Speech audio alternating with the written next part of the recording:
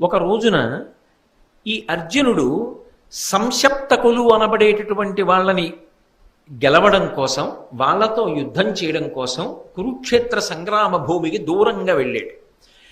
అదే సమయాన్ని అదునుగా తీసుకుని ద్రోణాచార్యుల వారు గొప్ప పద్మవ్యూహాన్ని రచించాడు. అసలు ఆ పద్మవ్యూహంలోకి ప్రవేశించడమే పాండవులకు చేత కాదు. అది తెలిసిన వాళ్ళు ఒక్క కృష్ణుడు, అర్జునుడు, వినా ఇతరులకు తెలియదు. అసలు ఒక సేనాధిపతి యొక్క గొప్పతనం ఎక్కడుంటుంది అంటే వ్యూహరచన చేయడంలో ఉంటుంది. సైన్యాన్ని అలా నిలబెట్టాలి. అలా నిలబడితే అసలు అందులోకి ప్రవేశించడం దుస్సాధ్యం అనుకోండి, తన సైన్యాన్ని తాను రక్షించుకుంటాడు, ఎదిరి సైన్యాన్ని నష్టపరుస్తాడు. ద్రోణాచార్యుల వారు అరివీర భయంకరుడు కాబట్టి అర్జునుడు లేడు ఇవాళ, ఆయన తెలుసుకున్నాడు, దూరంగా ఉన్నాడు. కాబట్టి వెంటనే పద్మవ్యూహాన్ని రచించాడు. పద్మవ్యూహంలోకి ధర్మరాజు కాని, భీముడు కాని, నకులుడు కాని, సహదేవుడు కాని ప్రవేశించలేరు, ఆయనకి తెలుసు. కాబట్టి పాండవుల వైపు విశేషమైనటువంటి నష్టం జరుగుతుంది, అనేక మంది పడిపోతారు. పైగా ధర్మరాజో, భీముడో, నకులుడో, సహదేవుడో పడితే ఎంత ప్రమాదం యుద్ధంలో. కాబట్టి అసలు పద్మవ్యూహంలోకి ప్రవేశించడం ఎలా, దీని గురించి ఆలోచించాడు ధర్మరాజు గారు. ఆయనకి జ్ఞాపకానికి వచ్చింది, సుభద్రార్జునుల యొక్క కుమారుడైనటువంటి అభిమన్యుడు పద్మవ్యూహంలోకి ప్రవేశించగలడు. అందుకని పిల్లవాడి దగ్గరికి వెళ్ళి అడిగాడు, పద్మవ్యూహాన్ని రచించాడు గురువు, నువ్వు ప్రవేశించగలవా అని అడిగాడు. ఆయన పరమానందపడిపోయి, కృష్ణ భగవానుడు ఆనందపడిపోయేటట్టు, మా తండ్రి సంతోషపడిపోయేటట్టు, గురువు ద్రోణాచార్యుల వారు మెచ్చుకునేటట్టు నేను ఇవాళ పద్మవ్యూహాన్ని భేదించి లోపలికి వెడతాను. వెళ్ళి శత్రు సైన్యాన్నంతటినీ కాకావికలు చేసేసి దుర్యోధనుడి మనసు కలవరపరుస్తాను, అంత శత్రు సైన్యాన్ని పడగొడతాను అని ఆయన ప్రతిజ్ఞ చేసి పరమ సంతోషంగా పద్మవ్యూహాన్ని భేదించి ద్రోణాచార్యుల వారు కూడా ఆశ్చర్యపోయాడు. ఏమిట్రా వీడి సంగ్రామశక్తి అని. ద్రోణాచార్యుల వారిని దాటి పద్మవ్యూహంలోకి వెళ్ళిపోయాడు. ఆ పద్మవ్యూహంలోకి వెళ్ళిపోతూ ఆయన ఏమనుకున్నాడంటే, వ్యూహాన్ని భేదించేశాను కాబట్టి వెనక పెదనాన్నగారు ధర్మరాజు గారు వస్తారు, భీమసేనుడు వస్తాడు, నకుల సహదేవులు వస్తారు, దృష్టజ్యుమ్నుడు వస్తాడు, ద్రుపద మహారాజు వస్తాడు, సైన్యం అంతా ఉంటుంది వెనకాతల. కాబట్టి వ్యూహాన్ని భేదించాను కాబట్టి నా వెనక వీళ్ళందరూ ఉంటారు కాబట్టి నేను క్షేమం అనుకున్నాడు అని లోపలికి వెళ్ళిపోయాడు. వీళ్ళు లోపలికి వెడదాం అనుకున్నారు, మొత్తం పాండవ సైన్యాన్ని ఆపేశాడు సైంధవుడు. శివుడి వరం ఉందిగా, అర్జునుడు వినా మిగిలిన నలుగురిని ఒకరోజు ఆపగలవు, శివుడి వరం ఉంది. ఇవాళ కలిసి వచ్చింది. ఆ నలుగురిని ఇవాళ ఆపితే అర్జునుడు దూరంగా ఉన్నాడు కాబట్టి పద్మవ్యూహంలోకి ప్రవేశించరు, లోపలికి వెళ్ళిన వాడు చచ్చిపోతాడు.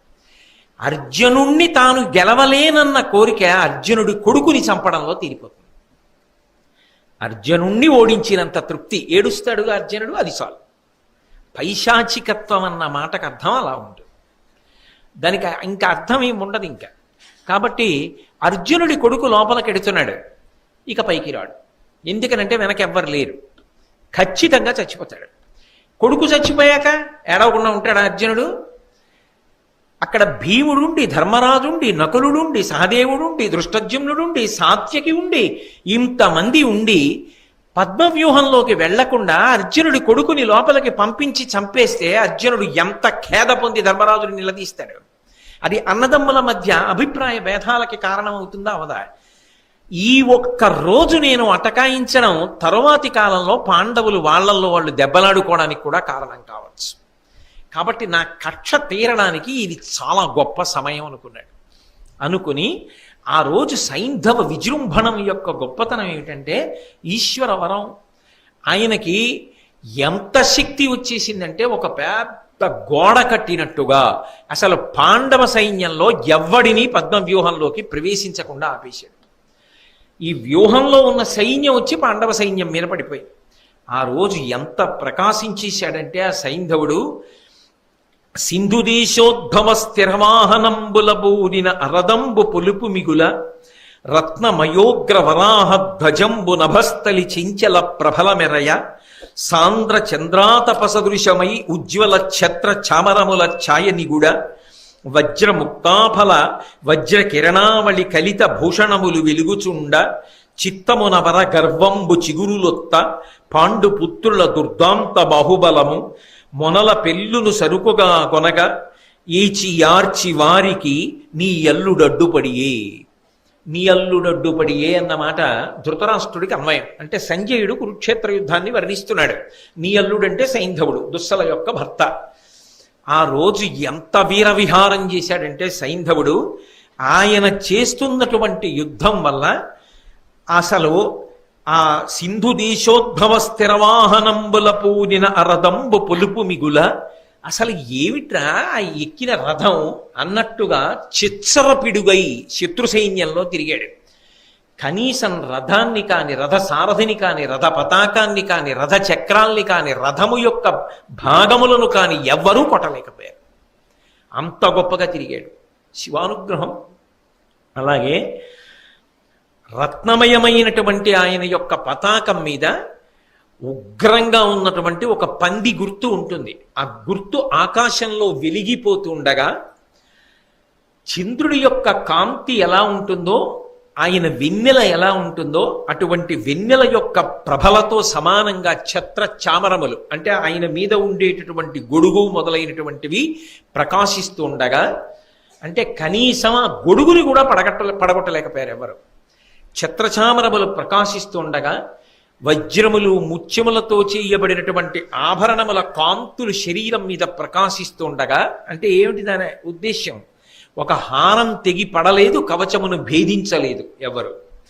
అలా ప్రకాశిస్తూ ఉండగా చిత్తమున వరగర్వంబు చిగురులొత్త, పరమశివుడిచ్చినటువంటి వరము యొక్క గర్వం మనసులో ప్రకాశిస్తూ ఉండగా, ఈ పని నేను చెయ్యడం వల్ల వస్తున్న ప్రయోజనం ఏమిటి అంటే కక్ష తీరుతోంది.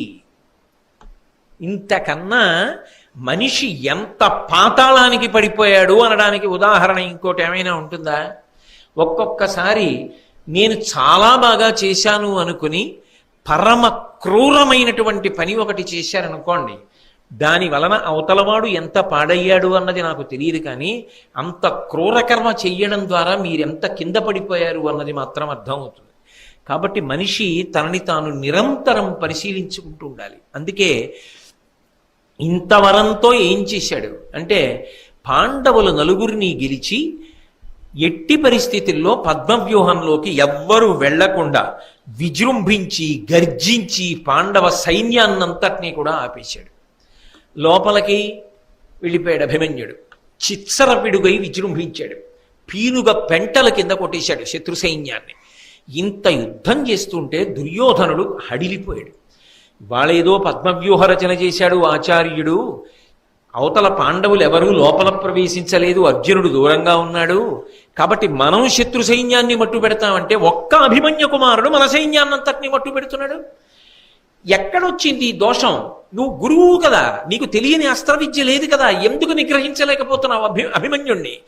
ఇంత గొప్పగా యుద్ధం ఎలా చేయగలుగుతున్నాడు ఒక పిల్లవాడు అని అడిగాడు. అడిగితే ఆయన అన్నాడు, కవచధారణ అని ఒక ప్రత్యేకమైన విద్య ఉంది ధనుర్వేదంలో. ఆ కవచధారణ విద్య తెలిసిన్నవాణ్ణి నేనే అర్జునుడికి ఉపదేశం చేశాను. ఆ విద్య బహుశः అర్జునుడు అభిమన్యుడికి ఉపదేశం చేసి ఉంటాడు. ఆయన ఆ మంత్రములను సంపుటీకరణం చేసి యుద్ధానికి వచ్చాడు. ఆ కవచధారణ అన్న విద్యని ధరించి ఉండగా ఆ వ్యక్తిని ఓడించడం ఎవరికీ సాధ్యం కాదు.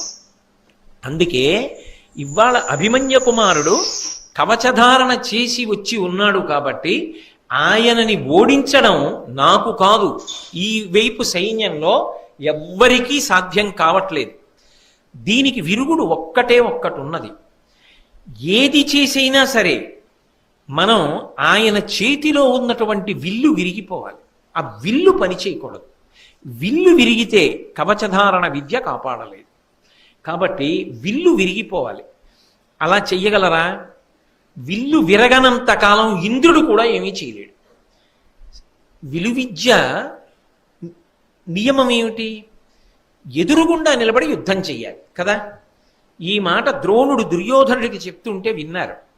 విని ఇక వేరొక మార్గం లేదు, అభిమన్యుడు ఇవాళ మట్టు పెట్టేసేటట్టు ఉన్నాడు సైన్యాన్ని అని ఏది ఏమైపోని, ధర్మం ఏమైపోని, ఈ పిల్లవాడిని మట్టు పెట్టేయవలసింది అనుకుని కర్ణుడు అభిమన్యుడితో యుద్ధం చేయలేక ఓడిపోయినవాడు మెల్లగా దూరంగా పారిపోతున్నట్టుగా నటించి వెనక్కి చేరాడు. వెనక్కి చేరి వెనక నుంచి అభిమన్యుడు చూడకుండా బాణప్రయోగం చేసి వింటి నారి తెగిపోయేటట్టు చేశాడు. ఆ వింటి నారి తెగిపోయింది. తెగిపోగానే చేతిలో ఉన్న ధనస్సు పని చేయలేదు. ధనస్సు పని చేయకపోవడం చూసి వెంటనే ఎదురుగుండా ఉన్న ద్రోణుడు బాణములు వేసి గుర్రాలు పడగొట్టేశాడు. ఇది ఎంతసేపట్లో? కనురెప్ప వేసి తెరిచేటంతట్లో కుట్ర చేసి వెనక నుంచి కర్ణుడు బాణ ప్రయోగం చేశాడు, ముందు నుంచి ద్రోణుడు గుర్రములను పడగొట్టాడు. వెంటనే కృపాచార్యుడు బాణప్రయోగం చేసి సారథిని చంపేశాడు. కృపాచార్యుడు సారథిని చంపాడు. అశ్వత్థామ, కృతవర్మ, శకుని, బాహ్లికుడు నలుగురు 4 వైపుల నుంచి ఒకేసారి బాణములు వేసేశారు. అవతల వైపు నుంచి ద్రోణాచార్యుడు, కర్ణుడు ఇంతమంది దగ్గరికి వచ్చి ఒక పిల్లవాడని కూడా చూడకుండా, అరేరే ఒకళ్ళం యుద్ధం చెయ్యాలని చూడకుండా రథం విరిగి కింద పడిపోయిన పిల్లాన్ని ఇంతమంది చుట్టుముట్టి కొట్టేశారు. ఆయన కత్తి పట్టుకుని పైకి ఎగిరాడు. ఎగిరి ఎందరినో దునుమాడుతున్నాడు. ఇది చూసి మళ్ళీ బాణప్రయోగం చేసి కింద పడగొట్టారు. కింద పడగొడితే పడిపోయిన రథ చక్రాన్ని తీసి ఆ చక్రంతో కొన్ని వేల మందిని చంపాడు. ఇక సాధ్యం కాదని అందరూ కలిసి ఒక క్రూర మృగం పొదలో దూరితే అన్ని వైపుల నుంచి బాణాలు వేసి కొట్టి ఎలా చంపేస్తారో అలిసిపోయి నెత్తురోడుతున్న పిల్లవాణ్ణి అధర్మం అని కూడా చూడకుండా మొత్తం కురువీరులందరూ చుట్టూ నిలబడి అన్ని వైపుల నుంచి బాణములు వేసి కత్తులతో పొడిచి చంపేశారు. ఆ పిల్లవాడు రణభూమి యందు పడి ప్రాణములు విడిచిపెట్టాడు. ఛీ అని నిరసించారు ధర్మం తెలిసిన వాళ్ళందరూ. దుర్యోధనుడు మాత్రం సంతోషించాడు. అభిమన్యుణ్ణి మట్టుపెట్టాను. సైంధవుడు పరమానందపడిపోయాడు. అర్జునుడి కొడుకు మరణించాడు. చాలు నాకు. పాండవుల 4 ఇవాళ నేను ఆపడం వల్ల నా జీవితంలో ఒక మహాప్రయోజనాన్ని మూటకట్టుకున్నాను. అంత అల్పమైన క్రూరమైన సంతోషాన్ని పొందుతారు కొంతమంది. తుట్టతులకు ఏం మూట కట్టుకుంటారంటే దాని వలన వచ్చే ప్రయోజనం ఏమిటంటే యుగాలు మారిపోయినా శాశ్వతమైన అపకీర్తి నిలబడిపోతుంది. జీవితాలు అలా పరిసమాప్తం అవుతాయి. అది కోరుకోనివాడు అలా ప్రవర్తించకూడదు.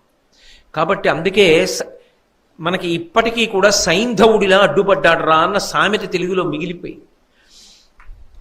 యుద్ధం అయిపోయింది, చీకటి పడిపోయింది, ఎవరి శిబిరానికి వాళ్ళు వెళ్ళిపోయారు. ధర్మరాజు గారి శిబిరంలో చీకటి ఛాయలు, అశుభ సూచనలు, అందరూ ఏడుస్తున్నారు, బాధపడుతున్నారు. అర్జునుడు తిరిగి వచ్చాడు. తిరిగి వచ్చి లోపలికెడుతున్నప్పుడు దుశ్శకునములు కనబడ్డాయి. తిన్నగా అన్నగారైనటువంటి ధర్మరాజు గారి యొక్క శిబిరంలోకి ప్రవేశించి గొగ్గోలు పెట్టి ఏడుస్తున్న ధర్మరాజుని చూశాడు. భయపడ్డాడు. దుశ్శకునములు చూసి ధర్మరాజ భీమ నకుల సహదేవుల్లో ఎవరికీ ఇబ్బంది కలగలేదు కదా అని. అభిమన్యుడు నేను శిబిరంలోకి వస్తున్నప్పుడు ఎదురొచ్చి నాన్నగారు అని కౌగిలించుకునేవాడే, ఇవాళ నా కొడుకు ఎందుకు ఎదురు రాలేదు అని అపశకునం గోచరించింది. వెళ్ళి ధర్మరాజుని అడిగాడు. నా కుమారుడేడి అని అడిగాడు. నీ కుమారుడు మరణించాడు అని ధర్మరాజు చెప్పాడు. ఎందుకు మరణించాడు అని అడిగాడు. ఇగో ఇలా అధర్మ యుద్ధం చేశారు, పద్మవ్యూహాన్ని భేదించడం మాకెవరికి రాదు, తెలిసున్న నువ్వు కృష్ణుడు దూరంగా ఉన్నారు, అభిమన్యుడికి తెలిసేమోనని అడిగాను. అభిమన్యుడు నాకు తెలిసిన వీరోచితమైన ప్రతిజ్ఞ చేసి ప్రవేశించాడు. నిజానికి పద్మవ్యూహంలో ప్రవేశించినటువంటి అభిమన్యుడు మరణించవలసిన అవసరం లేదు. వెనక మేము వెళ్ళగలిగి ఉంటే మేము వెళ్ళేవాళ్ళం, వ్యూహాన్ని భేదించాడు కాబట్టి. కానీ ఒకనాడు ద్రౌపదీదేవి జోలికొచ్చాడని మన చేత పరాభవం పొందినటువంటి సైంధవుడు పరమశివుడి గురించి తపస్సు చేసి ఒకరోజు మాత్రం 4 పాండవులు ప్రవేశించకుండా పొందినటువంటి వరాన్ని, ఓడించగల వరాన్ని ఉపయోగించుకొని మమ్మల్ని పద్మవ్యూహంలోకి ప్రవేశించకుండా అడ్డుపెట్టాడు. ఈ కవచధారణం అనేటటువంటి విద్య అభిమన్యునికి ఉంది అని తెలుసుకున్నటువంటి ద్రోణాచార్యుల వారి యొక్క ఉపదేశం మేరకు కర్ణుడు వెనక నుంచి బాణప్రయోగం చేసి వింటినారిని తెగకొట్టి అందరూ కలిసి అభిమన్యుణ్ణి మట్టు పెట్టారు. ఇది జరిగిన కథ.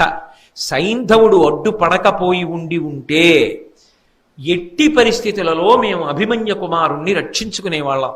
నీ కుమారుడు మరణించడానికి ప్రధాన కారణం ఎవరు అని నువ్వు అడిగావు. నీ కుమారుడు మరణించడానికి ప్రధానమైనటువంటి కారణము సైంధవుడే అని ధర్మరాజు గారు చెప్పారు. చెప్పగానే ఆ ఆక్రోశంలో, ఆ ఆవేశంలో, ఆ కోపంలో తమాయించుకోలేకపోయాడు అర్జునుడు. తమాయించుకోలేక వెంటనే ప్రతిజ్ఞ చేశాడు. వినుడి నాదు ప్రతిజ్ఞ నీవు, నిఖిలోర్వీనాథులున్ సింధురాజు నవస్యంబున నిల్లి సంపొదు, భయస్తుండై నినించొచ్చినన్ వనజాక్షున్ శరణంబు వేడినను, గర్వంబేది నన్నుం తగం గనినన్ పోరు తొరంగి పోయిన నిరుగం కాని సత్యవ్రత. ధర్మరాజా విను, మిగిలినటువంటి అందరి రాజులు వినండి, నేను ప్రతిజ్ఞ చేస్తున్నాను. 4 కారణముల వలన మాత్రమే సైంధవుణ్ణి చంపను. ఈ 4టిలో ఏదో ఒక కారణాన్ని సైంధవుడు ఎంచుకోలేకపోతే చంపేస్తాను. అప్పుడు కూడా ఎంత ధర్మం పాటించాడో చూడండి. ఏది ఏమైనా చంపేస్తానని అనలేదు అర్జునుడు. 4 కారణములను దాటితే చంపుతాను. ఏమిటా 4 కారణములు? వినుడి నాదు ప్రతిజ్ఞ నీవు, నిఖిలోర్వీనాథులం సింధురాజు నవస్యంబు నిల్లి సంపొదు, భయస్తుండై నినించొచ్చినన్. అన్నయ్య, ఒకవేళ భయపడి వచ్చి నీ కాళ్ల మీద పడి శరణు క్షమించమని అడిగితే నువ్వు ఉదారుడవై అలాగేలే సైంధవ, మాకు బావవి కదా అని గతంలో మన్నించినట్లుగానే ఒకవేళ నువ్వు మన్నించి విడిచిపెడితే నా కొడుకు చనిపోయినా వాడి జోలికెళ్ళను, వదిలిపెడతా. నిన్ను శరణాగతి చేస్తే వదిలిపెట్టేస్తాను. భయస్తుండై నినుంచొచ్చినన్ వనజాక్షున్ శరణంబు వేడినను. మహానుభావుడు పద్మముల వంటి కందులు కలిగినటువంటి ఈ కృష్ణ పరమాత్మ యొక్క పాదములు పట్టుకుని శరణాగతి చేసినా సరే నేను అతని జోలికి వెళ్ళను.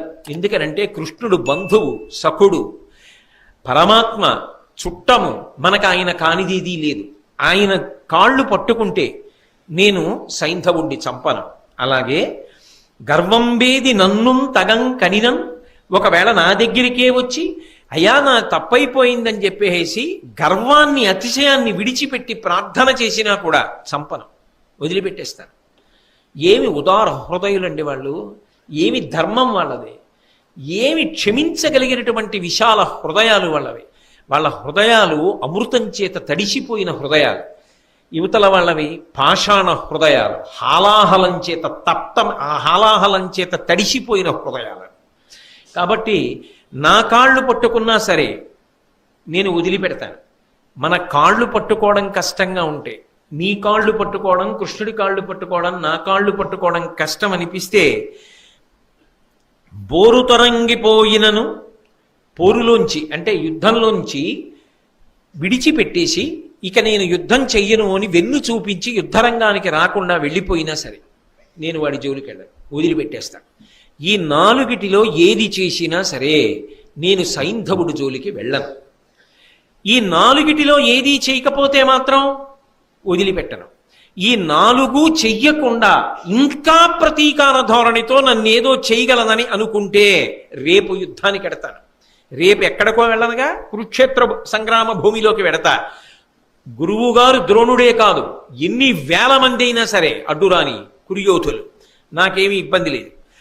బాలధ్వంసకు ఆ దుశ్శీలుం కాచుటకు నన్ను చెనకిన అస్త్రజ్వాలల కౌరవ యోధుల దూలించుచు వాని గవియుదున్ జటుల గతిన్. ఒకవేళ ఆ బాలధ్వంసకుడైనటువంటి ఆ దుశ్శీలుణ్ణి రక్షించడం కోసం కౌరవ యోధులు ఎన్ని వేల మంది అయినా సరే అడ్డుపడని నేను మాత్రం ఉపేక్షించను. వాళ్ళ అండ చూసుకుని బ్రతికిపోతానని అనుకున్నాడా, విడిచిపెట్టే సమస్యే లేదు. నా అస్త్రముల యొక్క జ్వాలలలో వాళ్ళందరినీ కూడా భస్మంగా చేసి చిట్ట చివర సైంధవుణ్ణి చంపేస్తాను. దానికి చాలా రోజులు తీసుకుంటాననుకుంటున్నారేమో. అలా యుద్ధం చేసి చేసి చేసి చేసి సైంధవుణ్ణి చంపుతాననుకుంటున్నారేమో. అలా ఉండదు. రేపు సూర్యాస్తమయం లోపల చంపేస్తాను. అంతేకాదు, నేను నా మాట నిలబెట్టుకోలేకపోతే, అలా నేను కానీ యుద్ధంలో సైంధవుణ్ణి చంపకపోతే ఇట్లు చేయనైతినేని గురుద్రోహగతికి ఒట్లు పెట్టడం మొదలుపెట్టాడు. నేను అలా చేయకపోతే రేపటి సూర్యాస్తమయంలోగా నేను కానీ సైంధవుణ్ణి మట్టు పెట్టలేకపోతే నాకు ఎన్ని పాపములు సంక్రమిస్తాయో తెలుసా? ఇక్కడితో పోకూడదు. నాకు ఊర్ధగతులు కూడా చెందకుండుగాక, నేను మహాపాతకములను చేసిన వాడనగుదునుగాక. ఎటువంటి పాతకములు అంటే గురుద్రోహి గతికి, గురువులకు ద్రోహం చేసినటువంటి వాడు ఎంత భయంకరమైన పాపాన్ని పొందుతాడో అటువంటి మహాపాతకాన్ని నేను పొందదనుగాక. రేపటి లోపల సైంధవుణ్ణి చంపకపోతే ఇన్ని పాతకములు అర్జునుడికి చుట్టుకుంటాయి. ఇక్కడతో పోదది, తర్వాత కట్టి కుడిపేస్తుంది, సమస్త తేజస్సుని హరించేస్తుంది. ఆయన జీవితంలో చేయలేదు ఎటువంటి అధర్మం, అయినా సైంధవుణ్ణి చంపకపోతే నాకు ఈ పాతకములు చుట్టుకునుగాక ప్రతిజ్ఞ చేసేస్తున్నాడంతే. అది అతిశయమా, ధైర్యమా, కోపమా, విచ్చలవిడితనమా, ఔచిత్యాన్ని మరిచిపోయాడా తెలియదు. కానీ ప్రతిజ్ఞ చేస్తున్నాడు. గురుద్రోహి గతికి, బ్రహ్మఘాతి గతికి, బ్రహ్మహత్య చేసినటువంటి వాడు ప్రయత్నపూర్వకంగా ఎవడుంటాడో అటువంటి వాడికి పట్టినటువంటి మహాపాతకము నాకు చెందుగాక. మద్యపానరతుని గతికి, ఇవన్నీ పంచమహాపాతకాల్లో పాతకాలు ఇవన్నీ. బ్రహ్మ హే మహారీచ సురాపో గురుతల్పక అని చెప్పి 4 పంచమహాపాతకాలు. బ్రహ్మహత్య చేసినవాడు, హే మహారీచ బంగారం దొంగిలించినవాడు, సురాపో కళ్ళు తాగడం, గురుతల్పక గురువుగారు లేని సమయం చూసి గురుపత్ని పడుకుని ఉండగా మంచం మీద పడుకోవడం, అంతకన్నా నోటితో కూడా నేను ఉచ్చరించను, గురుద్రోహం చేయడం.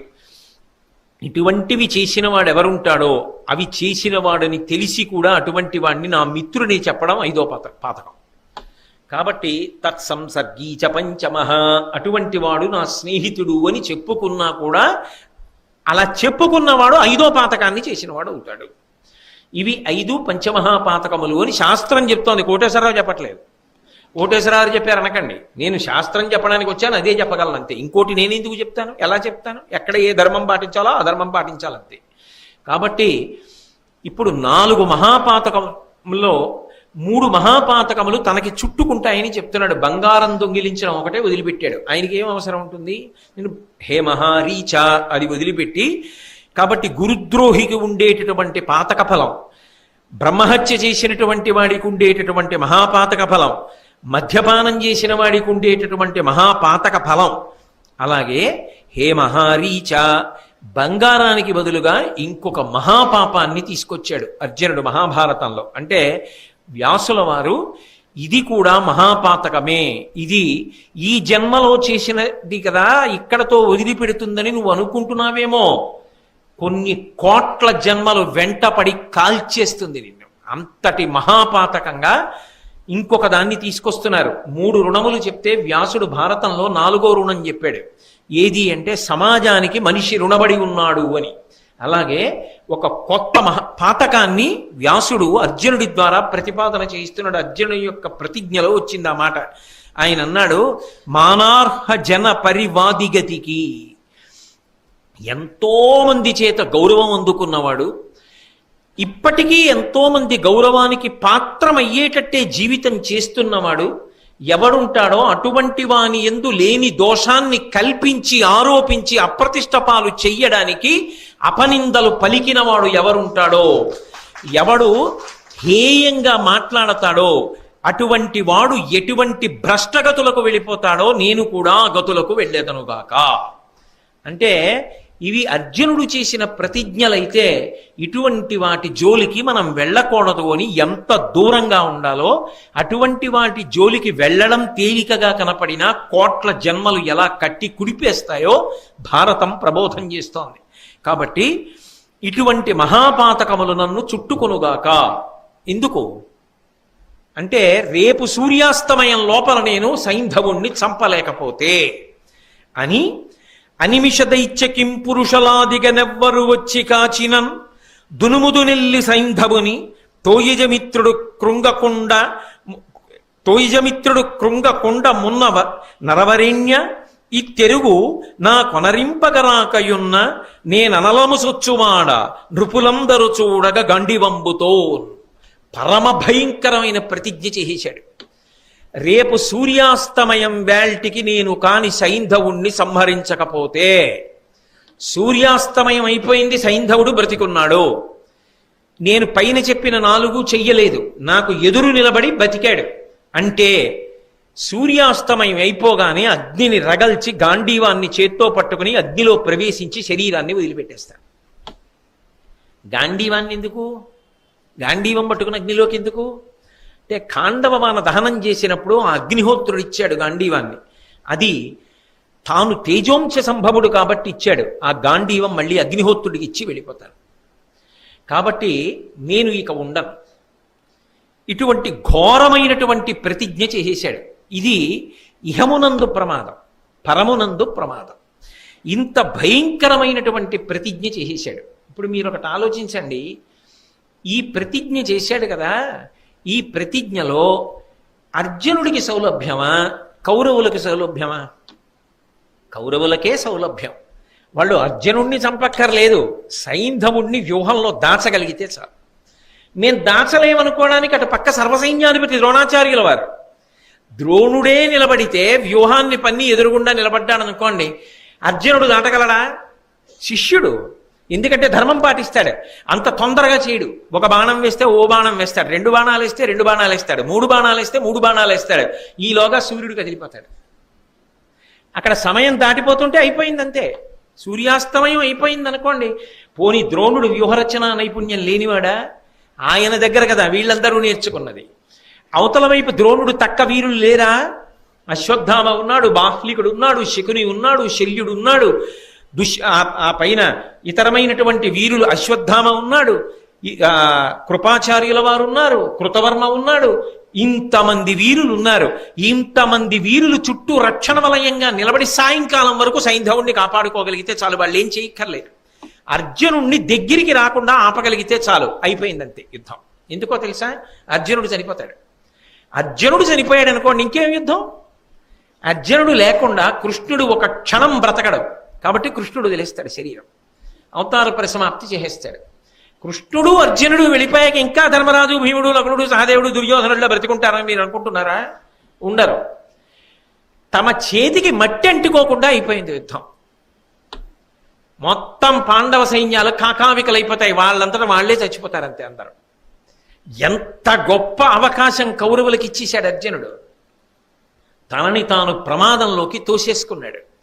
సైంధవుడు భారతంలో తనంత తాను అనుకోకుండా సాధించినటువంటి గొప్ప సావకాశం. ఇప్పుడు మీరు ఒకటి ఆలోచించండి. దుర్యోధనుడు తెలివి తక్కువ వాడు కాడు కదా. సైంధవుడు బాబోయ్ నాకెందుకు అర్జునుడు చంపేస్తాడు, నేను వెళ్ళిపోతానంటే ఒప్పుకుంటాడా? నేను ధర్మరాజు గారి కాళ్ళ మీద పడతానంటే ఒప్పుకుంటాడా? కృష్ణుడి కాళ్ళ మీద పడతానంటే ఒప్పుకుంటాడా? అర్జునుడి కాళ్ళ మీద పడతానంటే ఒప్పుకుంటాడా? ఒప్పుకోడు. ఎందుకని? అవకాశం తనకుంది, అందుకని వెళ్ళనివ్వడు సైంధవుణ్ణి. నీకెందుకురా మేం కాపాడుతా ఉంటాడు అంటాడా? అండా అన్నవాడు ఏం చేస్తాడు? ఖచ్చితంగా ప్రయత్నిస్తాడు సైంధవుడు దొరకకుండా. సైంధవుడు దొరకకుండా ఆపగలిగాడు అనుకోండి, సూర్యాస్తమయం వరకు అయిపోయిందంతే.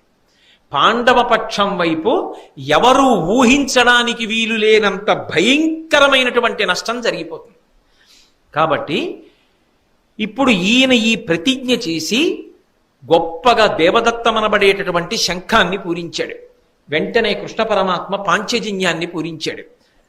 అర్జునుడు గాంధీవారికి వింటినారి తగిలించి ఆ వింటినారిని ఒక్కసారి లాగి వదిలిపెట్టాడు. అందులోంచి ధ్వని ప్రకంపనలు వచ్చాయి. దుర్యోధనుడి యొక్క శిబిరంలో వినబడింది.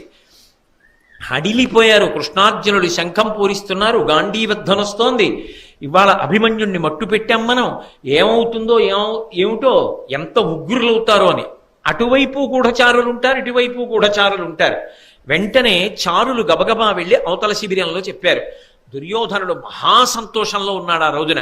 ఎందుకని అంటే అభిమన్యుణ్ణి చంపారు. ఒక మహావీరుడు చచ్చిపోయాడు. అర్జునుడు మానసికంగా దెబ్బతిన్నాడు. ధర్మరాజు ఏడుస్తున్నాడు, నకుల సహదేవులు ఏడుస్తున్నారు, సుభద్ర ఏడుస్తోంది, ద్రౌపదీదేవి ఏడుస్తోంది, ఉత్తర ఏడుస్తోంది. ఇంతమంది శోకానికి కారణం కాగలిగారు. అధర్మమో ఏమో, పిల్లవాణ్ణి మట్టుపెట్టి చంపేశామా లేదా? మంచి సంతోషంలో ఉన్నారు అందరూ. చుట్టూ రాజులందరూ కూర్చుని ఉన్నారు. చారుల వలన తెలిసింది అర్జునుడు ఇటువంటి ప్రతిజ్ఞ చేశాడు అని. వెంటనే సైంధవుడు కాళ్ళు వణికిపోయి ఒళ్ళంతా చెమటలు పట్టేసి హడిలిపోతూ దుర్యోధనుడి దగ్గరికి వెళ్ళాడు. వెళ్ళి అన్నాడు, ఏనొకరుండనే తనకు ఎగ్గొనరించితే ఏల నాపైంపూనినవాడు ఫల్గునుడు పోర వధింపగా ఎట్టిపాడి మీకీ నిరిసంత సంబు వగపేటికి నాకు వటయేని పోయదన్ వాని ప్రతిజ్ఞ కడ్డుపడువారే సురాసుర సిద్ధ సాధ్యులున్. ఏమిటి నా మీద ప్రతిజ్ఞ చేయడం ఏమిటి అర్జునుడు? నేనొక్కడేనా యుద్ధం చేసింది? నేనొక్కడేనా అభిమన్యుడి చావుకి కారణం? అంటే కక్ష కట్టేటటువంటి వాళ్ళ స్వభావం ఎలా ఉంటుందో తెలుసా? అవతల వాడు ఏం చేస్తాడులే అని, వాడు ధర్మానికి కట్టుబడ్డవాడు, అందుకని వాడు మనలా ఏదో ఆ అన్ని కట్టుబాట్లు అధిగమించి తెగబడి తప్పు చేయడానికి ఇచ్చగించాడు. కాబట్టి మనం ఏదో చేసేసి సంతోషపడిపోవచ్చు. కానీ ఆయన కూడా ధర్మబద్ధంగానే తిరగబడ్డాడు అనుకోండి, అంత నిస్సిగ్గుగా దాక్కోగలరు, అంత నిస్సిగ్గుగా దాక్కుని సిగ్గు లేకుండా బ్రతికేయగలరు. అది రాక్షసతత్వం. ఏది నిజమైన శక్తి?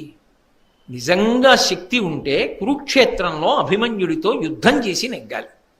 కానీ ఆ చిన్న పిల్లవాడిని మట్టు పెట్టి చంపడం, నలుగురిని ఓడించినప్పుడు సంతోషమా? ప్రతిజ్ఞ చేసేటప్పటికీ ఎంత పిరికి మాటలు మాట్లాడుతున్నాడో చూడండి. అంటే అవతల వాళ్ళు ఏమీ చెయ్యరు. ఒకప్పుడు బావగారిని ఊరుకున్నారు కదా, కాబట్టి ఇప్పుడు ఏమీ చేయరు అనుకున్నాడు.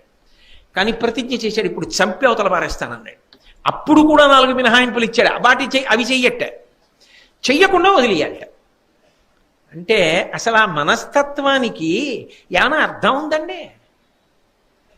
అసలు అది ఎంత అసహ్యకరమైనటువంటి మనస్తత్వమో ఆలోచించండి.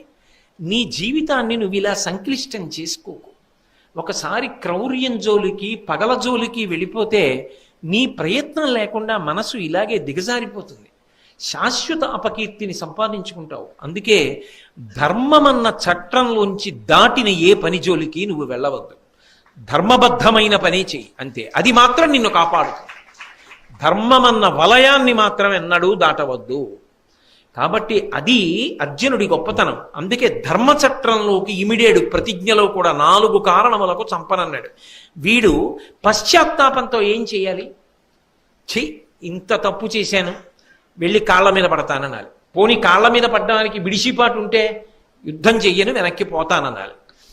దుర్యోధనుడి దగ్గరికి వెళ్ళి చెప్పుకోవడం ఎందుకు? అంటే ఇంకా ఏదో బ్రతకాలని కోరిక, పాండవులు వీళ్ల చేత మట్టు పెట్టబడాలని కోరిక. అందుకని ఏనొకరుండనే తనకు నిగ్గొనరించితే, నేనొక్కడనేనా అర్జునుడికి బాధ కల్పించిన వాణ్ణి? నేనొక్కడనేనా అభిమన్యుడి చావుకి కారణమైన వాణ్ణి? ఏలనాపయం పూనినవాడు ఫల్గునుడు. ఏమిటి నా ఒక్కడి మీదే కక్ష కట్టేమిటి అర్జునుడు మధ్యలో? కాబట్టి నేను ఇలా బాధపడుతుంటే మీరందరూ ఏమిటి అలా హాయిగా సంతోషంగా కూర్చుని మాట్లాడుకుంటున్నారు? నా బాధ గురించి మీకు ఎవరికి పట్టదా? నాతో 4 పాండవుల్ని ఆపించినప్పుడు ఇప్పుడు మళ్ళీ అటు వస్తాడు. అవతల వాళ్ళని రెచ్చగొట్టడానికి తప్పు ఒప్పుకుంటాడు. ఫల్గునుడు ప్రతిజ్ఞ తన ఒక్కడి మీద చేయకూడదట. ఏమైనా సారం ఉందండి ఆ మాటలో? కాబట్టి మీరేమిటి అలా సంతోషంగా కూర్చుంటారు? మీకు నేను ఎలా పోయినా మీకేం పట్టదా? అసలు పార్థుడిటువంటి ప్రతిజ్ఞ చేస్తే దానికి అడ్డుపడడం, వాని ప్రతిజ్ఞకు అడ్డపడవారే సురాసుర సిద్ధ సాధ్యులున్. అర్జునుడు ప్రతిజ్ఞ చేస్తే దానికి అడ్డుపడగలిగినటువంటి శక్తి దేవదానవులకు కాని సిద్ధ సాధ్యులకు కాని ఉన్నదా? లేదు కదా. కాబట్టి నేను ఖచ్చితంగా మరణించి తీరుతాను కదా. మీరందరూ నాతో చేయించుకున్నప్పుడు ఉపకారాలు చేయించుకున్నారు. కానీ ఇప్పుడు నాకు అక్కరకొచ్చేవాడెవడు? నన్ను కాపాడేవాడెవడు? మీరు నా గురించి పట్టించుకోవట్లేదే అని వెళ్ళి దుర్యోధనుడి దగ్గర బాధపడ్డాడు. బాధపడితే అక్కడ దుర్యోధనుడితో పాటుగా ద్రోణుడు, కర్ణుడు, శల్యుడు, కృపాచార్యుల వారు, బాహ్లికాది వీరులందరూ కూడా కూర్చునున్నారు. దుర్యోధనుడు నవ్వి సైంధవుణ్ణి పిలిచి, వాడు వెళ్ళిపోవడం ఆయనకి ఇష్టం ఉండదు, అందుకని నేను వెళ్ళిపోతున్నాను అన్నాడు. వాడిని పిలిచి, ఎందుకయ్యా బెంగ పెట్టుకుంటావు? అసలు నీ మనసులో కోరిక నాకు తెలుసులే, పాండవుల్ని మట్టు పెట్టాలి. అది నీ పిచ్చి కోరిక, నీది అర్థం లేని కక్ష. శివుడంతటి వాడు వద్దన్నాను వినవు. కాబట్టి వీడికి మాత్రం ఉపయోగం కదూ, వీడిని దాచేస్తే పాండవులు ఏదో అయిపోతారని వీడి పిచ్చి. అయ్యో, అటు ధర్మరాజు వైపు కృష్ణుడు ఉన్నాడు, ధర్మం ఉంది, ఎంతమంది చెప్పనివ్వండి, వాడి తలకెక్కదు, ఏదో చేయగలననే వాడి తాపత్రయం. కాబట్టి ఆయన అన్నాడు, నమ్ముము వెరవకు, ఏనును తమ్ములను కోట నీకు తాత్పర్యముమై నిమ్మేటి మగలు సూర్యుల నిమ్మి నిలువ ఇంద్రుడైన నీకెదురుగునే నేను, నా 99 మంది తమ్ముళ్ళు, ఈ యోధులు ఇంతమంది నీకు గోడగా నిలబడతారు, కోట అయి నిలబడతారు. నిన్నెక్కడ చంపుతాడు అర్జునుడు? నీ జోలికి ఎక్కడ వస్తాడు? కాబట్టి బెంగపెట్టుకోకు, నేను అభయం ఇస్తున్నాను, నిన్ను కాపాడతాను అన్నాడు. కానీ దుర్యోధనుడు అర్జునుడి ముందు నిలబడగలడన్న నమ్మకం సైంధవుడికి పూర్తిగా మనసులో లేదు. ఈ మాట ఎవరు చెప్తే నమ్ముతాడంటే ద్రోణాచార్యులు వారు చెప్తే నమ్ముతాడు. ఎందుకని? త్రికరణ శుద్ధిగా తలుచుకున్నాడు అనుకోండి, ద్రోణుడు ఆపగలడు అర్జునుడిని, అది ఉంది. గెలవగలడా గెలవలేడా వేరు మాట, అది పక్కన పెట్టేయండి, అప్రస్తుతం, అసలు అది చర్చనీయ అంశం కాదు. ఆపగలడు. కావలసింది ఏమిటో తెలుసా? అక్కడ కాలము ముఖ్యం. అందుకే శివప్రార్థనలో కూడా శివుడి చేత పూజింపబడిన పాదములు కలిగిన వాడు అని. సూర్యుడి గతిని ఆపగలిగిన వాడు ఎవరూ లేడు. కానీ అర్జునుడు సైంధవుడికి దగ్గరికి వచ్చే లోపల అర్జునుణ్ణి ఆపగలిగితే అయిపోయిందంతే యుద్ధం. అర్జునుణ్ణి ఏం చేయక్కర్లేదు, అర్జునుణ్ణి చంపడమో అర్జునుణ్ణి ఓడించడమో చెయ్యక్కర్లా, ఆపితే చాలు. ఇది దుర్యోధనుడు కానీ ఇంత సైన్యం కానీ చెయ్యగలరని నమ్మకం లేదు. ద్రోణుడు చెయ్యగలడని నమ్మకం ఉంది. ఎందుచేత? 2 కారణాలు. ఒకటి, ఆయన విలువిద్యా నైపుణ్యం అటువంటిది. అవతలవాడు ఏ అస్త్రాన్ని ప్రయోగించినా తాను కూడా దానికి తగిన అస్త్రాన్ని ప్రయోగించి అర్జునుణ్ణి నిలువరించగలడు. కాబట్టి ఆయన లోపలికి వెళ్ళేటప్పటికీ సాయంకాలం అయిందనుకోండి, వెడితే ఏమిటి ఉపయోగం? కాబట్టి ద్రోణుడి దగ్గరికి వెళ్ళాడు. వెళ్ళి ద్రోణుడి కాళ్ళ మీద పడి, అయ్యా మీరు నన్ను రక్షించాలి, దుర్యోధనుడు మాట ఇచ్చాడు అని చెప్పి. ఆయన అన్నాడు, బెంగే పెట్టుకోకు, నేను వ్యూహరచన చేసి నిలబడి ఉండగా అర్జునుడు ఎలా వ్యూహంలోకి ప్రవేశిస్తాడు, నేను రక్షిస్తాను నిన్ను అని. అయినా ఒక మాట చెప్పాడు. ఆయన అన్నాడు, క్షత్రియుడై పుట్టినవాడు, వేదం చదువుకున్నవాడివి, ఇన్ని తెలుసున్నవాడివి, వీరమరణం పొందడానికి సిద్ధంగా ఉండాలి. యుద్ధభూమిలో చచ్చిపోయినప్పుడే కదా ఉత్తమగతులు కలుగుతాయి. అలా చనిపోవడానికి సిద్ధంగా ఉండాలి. కానీ చనిపోకుండా దాక్కుందామని ఎందుకు ఆలోచిస్తున్నావు? యుద్ధం చేద్దామని ఎందుకు ఆలోచించవు? యుద్ధం చేయకుండా నన్ను ఎక్కడో దాచండి, దాచి వేళ దాటిపోతే అర్జునుడు చచ్చిపోతాడని అలా మాట్లాడుతున్నావే. అలా మాట్లాడకూడదుగా క్షత్రియుడు. ఏమవుతుంది? యుద్ధం చేసి పోవాలి, అది కదా ఉత్తమగతి. అంటే ధర్మం మాట్లాడాడు ఆయన. ఇది పిరికి మాట కదా. క్షత్రియుడవై పుట్టి నన్ను దాచేసి మీరు యుద్ధం చేసేయండి, అర్జునుడు నా దాకా రాకుండా ఉంటే అంతే చాలు, వేళ దాటిపోతే అర్జునుడు ఓడిపోతాడు. ఏమిటా ఈ పిరికి మాట? అంత బాగులేదే అన్నాడు. మీకు బాగుండకపోతే నాకు మీ మాట బాగుంది, మీరు రక్షిస్తానన్నారుగా, అంతే చాలు.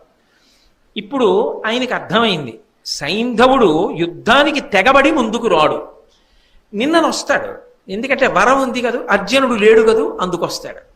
ఇవాళ రాడు, ఎందుకంటే అర్జునుడు ప్రతిజ్ఞ చేసి ఉన్నాడు కదూ, ప్రతీకార ధోరణితో ఉన్నటువంటి సింహంలా ఉన్నాడు కదూ, ఎదురు కూడా పడ్డాం.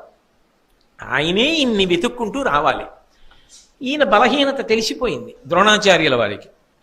ఇక మరునాడు పొద్దున్న యుద్ధభూమిలో కలుసుకోవాలి. నువ్వేం బెంగపెట్టుకోకు, వెళ్ళి పడుకో నిశ్చింతగా, నేనున్నాను కదూ, నేను చూసుకుంటాను, నువ్వు హాయిగా రక్షింపబడతావు. సూర్యాస్తమయం వేళటికి అర్జునుడు నీ దగ్గరికి రాలేడు, నిన్ను చెనకడు, సరేనా? వెళ్ళి పడుకో అన్నాడు. ద్రోణుడు మాట ఇచ్చాడు, సంతోషంగా వెళ్ళిపోయాడు. అక్కడ అర్జునుడు కొడుకు కోసం శోకించాడు, కృష్ణ పరమాత్మ ఊరడించాడు, సుభద్రని ఊరడించాడు, ఉత్తరని ఊరడించాడు, ద్రౌపదీదేవిని ఊరడించాడు.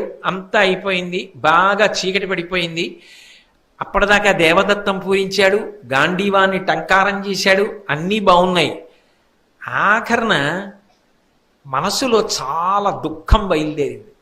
ఇటువంటి ప్రతిజ్ఞ చేసేసాను కదా, రేపు సాయంకాలం లోపల సైంధవుడు నాకు దొరకకపోతే, అటు గురువుగారు ఉన్నారుగా, అంత తేలిక సైంధవుడి దగ్గరికి వెళ్ళడం? గురువుగారు అభయం ఇవ్వకుండా ఉంటారా? చారులు వచ్చి చెప్పారు, ద్రోణుడు అభయం ఇచ్చాడు, దుర్యోధనుడు అభయం ఇచ్చాడు.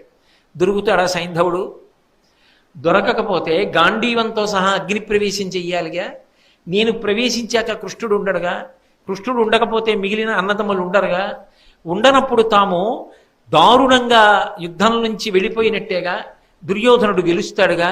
ఒక్క సైంధవుడి కోసం ఇంత ప్రతిజ్ఞ ఎందుకు చేశాను అని.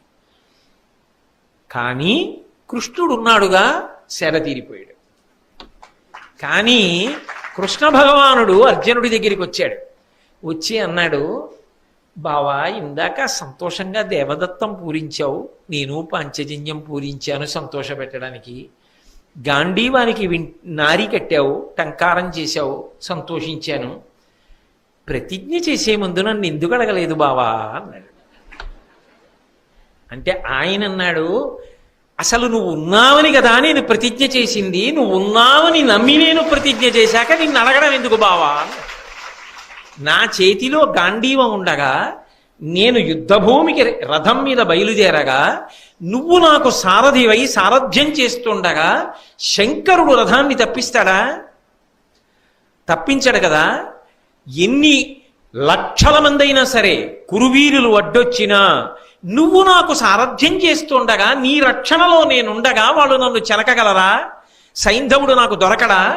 అంతమందిని శలభాన్ని దీపం పడగొట్టినట్టు పడగొట్టేస్తాను బావా, కాబట్టి భయం ఎందుకో, నేను సంతోషంగా ఉన్నానన్నాడు. అని హాయిగా వెళ్ళిపోతున్నాడు.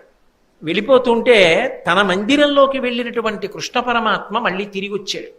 తిరిగొచ్చి, అర్జున, ప్రతిరోజు రాత్రి వేళ పడుకోబోయే ముందు అస్త్రములన్నింటినీ కూడా అక్కడ పెట్టి త్రయంబక పూజ అని పరమశివుణ్ణి ఉద్దేశించి పూజ చేసి పడుకుంటావు కదా, ఇవాళ నువ్వు ఆ పూజ చేశావా అని అడిగాడు. చెయ్యలేదు అన్నాడు. రేపటి రోజు చూస్తే అత్యంత క్లిష్టమైన కాలం. అవతల సైంధవుణ్ణి సూర్యాస్తమయం లోపల సంహరించాలి. నువ్వు ఇవాళ పూజ చేయడం మానేసి పడుకుంటున్నావు.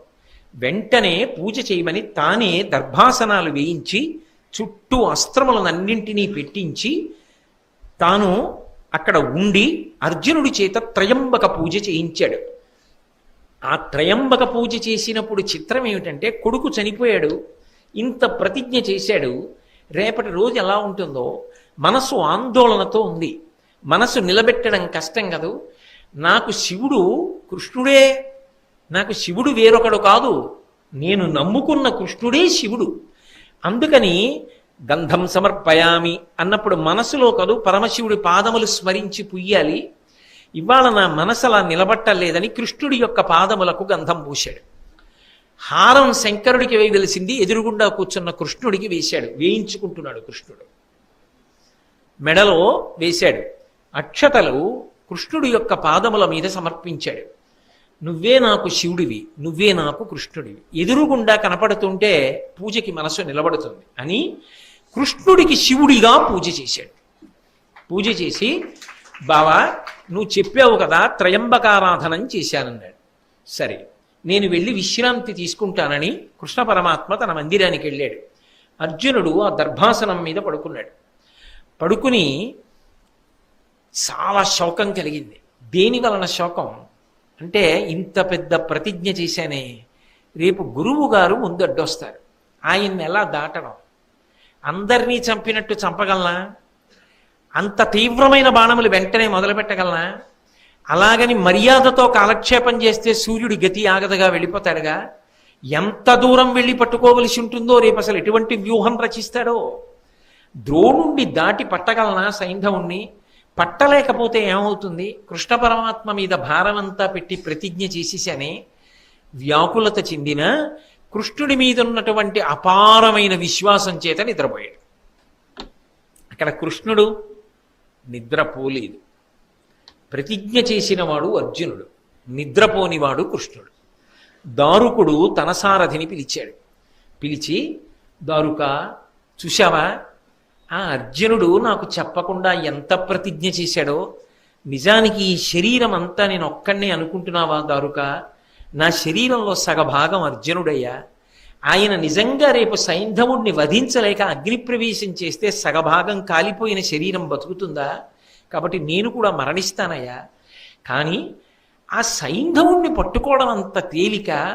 ఒకరోజు సూర్యాస్తమయం లోపల పట్టుకోవాలంటే అటు కురువీరులకు ద్రోణుడికి గొప్ప అవకాశం ఇచ్చేశాడే అర్జునుడు.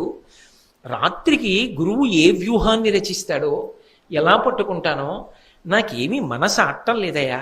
మనసు పరిపరి విధముల పోతోంది. రేపు నేను అర్జునుణ్ణి ఎలా రక్షించుకోవాలి, దానికోసం ఇంత కలత చెందుతున్నాను. ఎవరు? ఆయనని నమ్ముకున్నవాడు నిద్రపోతున్నాడు. తనని నమ్ముకున్నవాడు నిద్రపోతుంటే వాణ్ణి ఎలా రక్షించాలని పరమాత్మ నిద్రమాని తిరుగుతున్నాడు. అది భగవంతుని యొక్క అనుగ్రహం. అందుకే నేనన్నా భారతంలో ఈ ఘట్టం లాంటి ఘట్టం నాకు ఇంకొకటి కనపడలేదు అన్నాను. కలలోనంతన్మున్నెరుంగని మహాకష్టాత్ముడైనట్టి దుర్బలుడాపత్ సమయంబునన్ నిజపదాబ్జాతంబు ఉల్లంబునన్ తలపన్ అంతని వచ్చి ఆర్తిహరుడై తన్నైన ఇచ్చున్ సునిశ్చల భక్తి భావములను భజించు వారికెటడే సంపద్విశేషోన్నతుల్ అంటుంది కుచేలుడి భార్య. కలలో కూడా భగవంతుడి పేరెత్తనటువంటి వాడు కూడా చాలా గొప్ప ఆపద సంభవించినప్పుడు అప్పటి వరకు భగవంతుడి పేరెత్తని వాడు భగవంతుణ్ణి స్మరించి ఒక్కసారి ప్రార్థన చేస్తే, శరణాగతి చేస్తే పరుగు పరుగున వచ్చి రక్షించేటటువంటి స్వభావము కలిగినటువంటి పరమాత్మ నిరంతరం ఆయన పాదములను పట్టి ప్రార్థన చేసేటటువంటి వాళ్ళని రక్షించడానికి పూనుకుని వచ్చి కాపాడడం, తనని తానైనా ఇచ్చేసుకుంటాడే. ఎప్పుడో ఒక్కసారి భక్తితో స్మరించిన వాళ్ళకి, నిరంతరము ఆయన పాదములను పట్టుకున్న వాళ్ళని రక్షించడానికి ఆయన విశ్వప్రయత్నం చేసేటటువంటి వాడు కాడా అంటుంది కుచేలుడి ఇల్లాలు. అందుకని అర్జునుడి కోసం అంత పరితాపాన్ని పొందాడు మహానుభావుడు. అంత పరితాపాన్ని పొంది ఒక్క నిమిషం హంసతూలిక ఆ శిబిరంలో ఉన్న ఆసన తన యొక్క శయ్య మీద పడుకున్నాడు. నిద్ర పట్టల. మళ్ళీ లేచాడు. మళ్ళీ దారుకుణ్ణి పిలిచాడు. దారుక, రేపు నువ్వు నా రథాన్ని సిద్ధం చెయ్యాలి. ఆ రథానికి శైబ్య, సుగ్రీవ, మేఘపుష్ప, వలాహం అనబడేటటువంటి 4 గుర్రములున్నాయి. అవి కృష్ణుడు వెళ్ళేటటువంటి రథానికి పూంచుతారు. ఆ రథములకు 4 గుర్రములను కట్టు.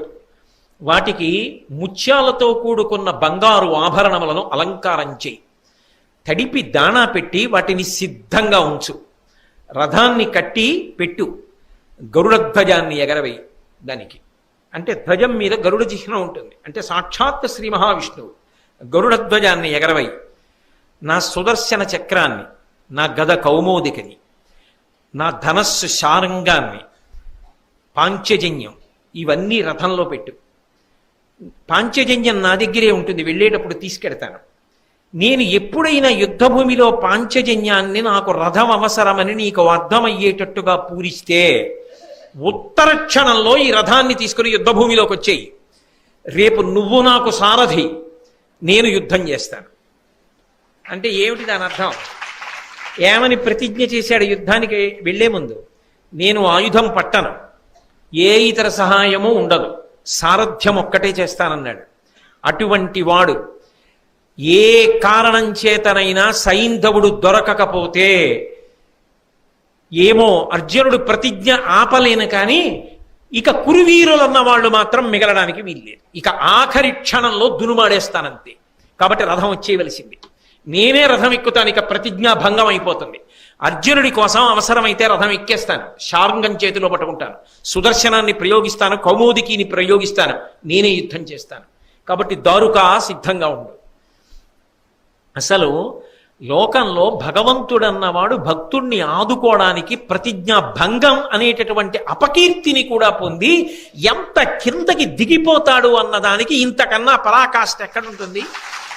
అందుకు కదూ భీష్మాచార్యుల వారు భాగవతంలో చెప్పుకుంటారు. మహానుభావుడు కుప్పించి ఎగసిన కుండలం బులకాంతి గగన భాగం బెల్ల కప్పికొనగా ఉరికిన నోర్వక నుదరంబులోనున్న జగముల వ్రేగున జగతి కదుల చక్రంబు చేబట్టి చనుదించురయమున పైనున్న పచ్చని పటముజార నమ్మి తినాలా ఉనగుబాటు చెయ్యకు మన్నింపుమని క్రీడి మరల తిగువ కరికి సింహంబు లంఘించు కరణి మెరసి నేడు భీష్ముని చంపుదు నిన్ను కాతు విడువు మర్జున ఎటంచు మద్ది శిఖవృష్టి తెరలి చనుదించు దేవుండు దిక్కు నాకు అని చెప్పాడు భీష్ముడు.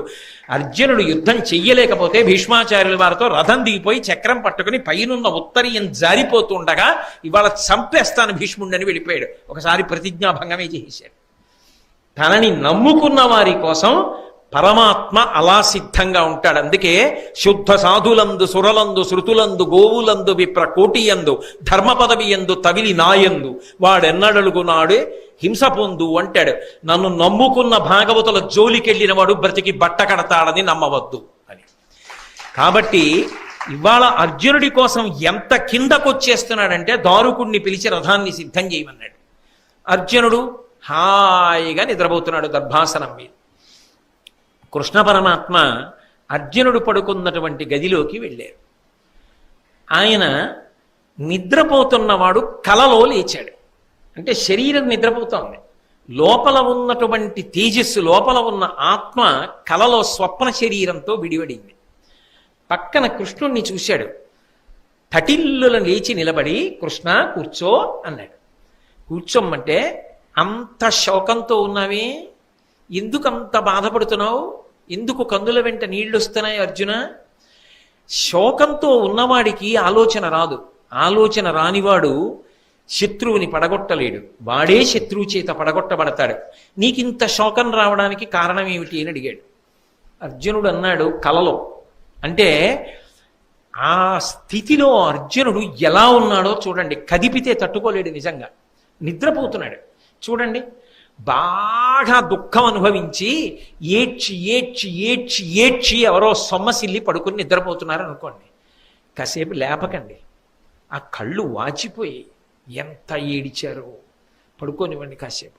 ఆ నిద్దట్లోనైనా కాస్త విశ్రాంతి పొందుతారు, అందుకని నిద్రపోనివ్వండి అంటారు. చూశారా, అంత ప్రేమ చూపించాడు, లేపలేదు. అలాగే అర్జునుణ్ణి నిద్రపోనిచ్చి, రేపు యుద్ధం చెయ్యాలి కదా, బడలికి ఉండకూడదు. అర్జునుణ్ణి నిద్రపోనిచ్చి అర్జునుడిలో ఉన్నటువంటి జీవుణ్ణి స్వప్నావస్థలో తన దగ్గరికి తీసుకున్నాడు.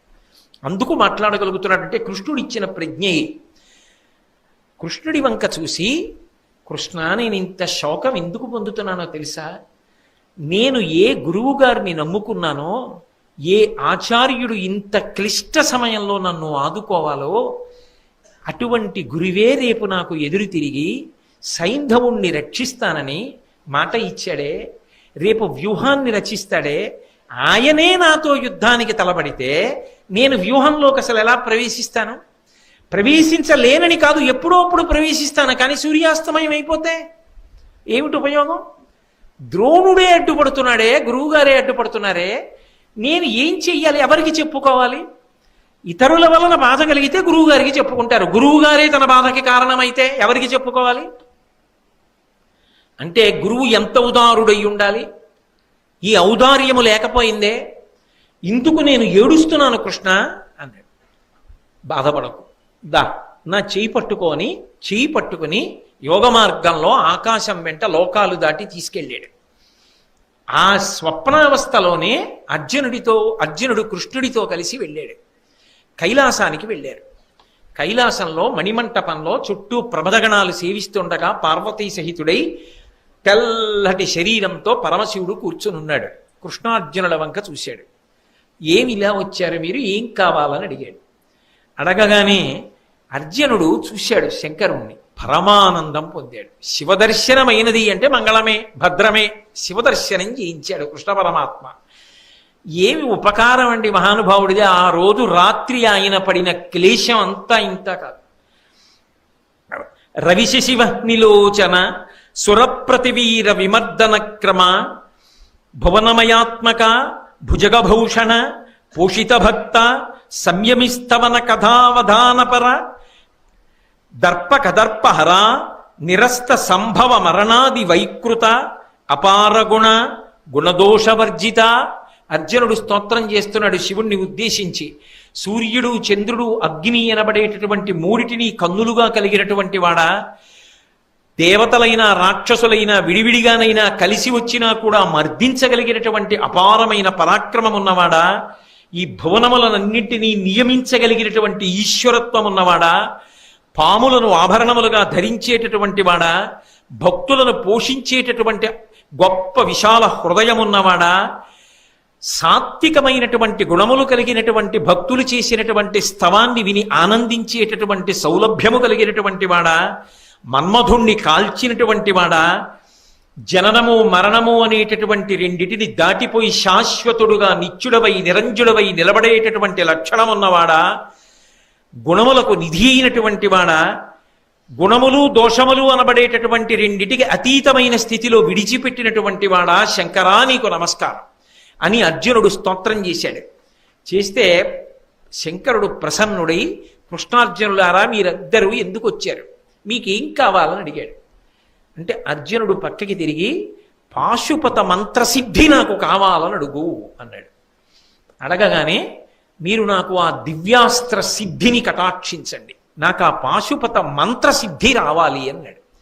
పరమశివుడు నవ్వి, మీరు అలా వెడితే అక్కడ అమృతమయమైనటువంటి పద్మసరోవరం ఉంది, అంటే దాంట్లో అంత అమృతం ఉంటుంది, అందులో పద్మములు అరవిరిసి ఉంటాయి. ఆ సరోవరం లోపల నీటిలో దివ్యమైనటువంటి ధనస్సు బాణము ఉన్నాయి, వాటిని పట్టుకు రండి అన్నాడు. కృష్ణార్జునులు ఇద్దరు అక్కడికి వెళ్ళారు. వెళ్ళేటప్పటికి 2 భయంకరమైన సర్పములు నీటిలో ఆ అమృతంలోంచి పైకి లేచి ఉన్నాయి. వాటి నోట్లోంచి అగ్ని జ్వాలలు వస్తున్నాయి. వాళ్ళు ఉత్తరక్షణం ఏం చేశారంటే కాళ్ళు కడుక్కొని ఆచమనం చేశారు. ఉత్తరక్షణ శౌచాన్ని ఎలా పొందొచ్చో పంచమ వేదం కదూ భారతం చెప్తుంది. కాళ్ళు కడుక్కుని ఆచమనం చేశారంటే శౌచం పొందారు. యజుర్వేదాంతర్గతం కదా నమకం. నమకం లాంటివి చదవాలి అంటే శౌచం ఉండాలి. అప్పుడు నమక పారాయణం చేశారు. నమకం అంటే మీరు ప్రతిరోజు అభిషేక మంత్రాల్లో వింటూ ఉంటారు కదా, నమస్తే అస్తు ధన్వనే బాహుభ్యాముతతే నమః. ఆ మంత్రములతో కూడుకున్నటువంటి నమక భాగాన్నంతటినీ జపం చేస్తూ ఆ పావుల దగ్గరికి వెళ్ళారు. ఆ పావులు ధనస్సు బాణము కింద మారిపోయాయి. వెంటనే వాటిని చేత్తో పట్టుకుని, అంటే సామాన్యులకు చూడతరము కాదు, శరీరము శివతేజస్సుతో నిండాలి, అందుకని నమక పారాయణం చేశారు. చేసి జాయే తిప్సిత సిద్ధయే ధ్రువపదం విప్రోభిషించే శివం బ్రహ్మాండ వ్యాప్త దేహాభసిత హిమరుచాభాసమానా భుజంగై కంఠే కాళాః కపర్దాః కలిత శశికలశ్చండ కోదండహస్తాః త్రిక్షా రుద్రాక్షమాలా సులలిత వపుషశాంభవా మూర్తిభేదాః రుద్రాశ్రీ రుద్రసూక్త ప్రకటిత విభవానః ప్రయచ్చస్తు సౌఖ్యం అని కదూ. ధ్యాయే దీప్సిత సిద్ధయే, దాన్ని ధ్యానించినంత మాత్రము చేత ఈప్సితములు సిద్ధిస్తాయి. అది రుద్ర నమక చమక పాఠములకున్న గొప్పతనం. కాబట్టి ఆ నమకాన్ని జపం చేస్తూ వాళ్ళు వెళ్ళేటప్పటికి పాముల స్థానంలో ధనస్సు బాణము కనపడ్డాయి. వాటిని తీసుకుని శంకరుడి దగ్గరికి వచ్చారు. వెంటనే శంకరుడి యొక్క శరీరంలోంచి ఒక బాలుడు ఉద్భవించాడు. మహాకోపంతో ఉన్నాడు, రౌద్ర తేజస్సు. ఆ పిల్లవాడు ఈ ధనస్సుని బాణాన్ని అందుకుని వింటినారి కట్టి ఆ బాణాన్ని తొడిగి ఆకర్ణాంతం లాగుతున్నాడు. కృష్ణుడు అర్జునుడిని చూసి సావధానంగా గమనించన్నాడు. దాని మీదే దృష్టి పెట్టి అర్జునుడు గమనిస్తున్నాడు. శంకరుడు అనుగ్రహించాడు మంత్రసిద్ధిని. అనుగ్రహించి ఆ బాణాన్ని ధనస్సుని ఎక్కువ పెట్టడం చూపించి మళ్ళీ అర్జునుడికి ఇచ్చేశాడు. ఆ పిల్లవాడు శివుడిలోకి వెళ్ళిపోయాడు. నీకు మంత్రసిద్ధి కలిగింది, నేను అనుగ్రహించాను.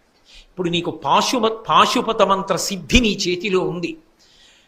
నీ ముందు నిలబడగలిగిన వారు ఉండరు. ఇప్పుడు తుత్తునియల కింద కొడతావు, ఎన్ని వేల మంది ఎన్ని లక్షల మంది ఎదురు నిలబడిన. పాశుపతాస్త్రము ఉత్తర క్షణంలో నీకు స్ఫురణకి వచ్చి నీకు వశవర్తి అయి పనిచేస్తుంది. కాబట్టి బయలుదేరు. ఆ ధనస్సుని బాణాన్ని అమృత సరోవరంలో పెట్టేయమన్నాడు. మళ్ళీ పట్టుకెళ్ళి అక్కడ పెట్టేసి పరమశివుడికి నమస్కరించి కృష్ణుడితో కలిసి అర్జునుడు తిరిగి తాను ఏ దర్భాసనం మీద పడుకున్నాడో ఆ దర్భాసనం దగ్గరికి వస్తున్నాడు. వచ్చేటప్పుడు చమత్కారం ఏమిటంటే కృష్ణుడి వంక తేరిపారి చూశాడు.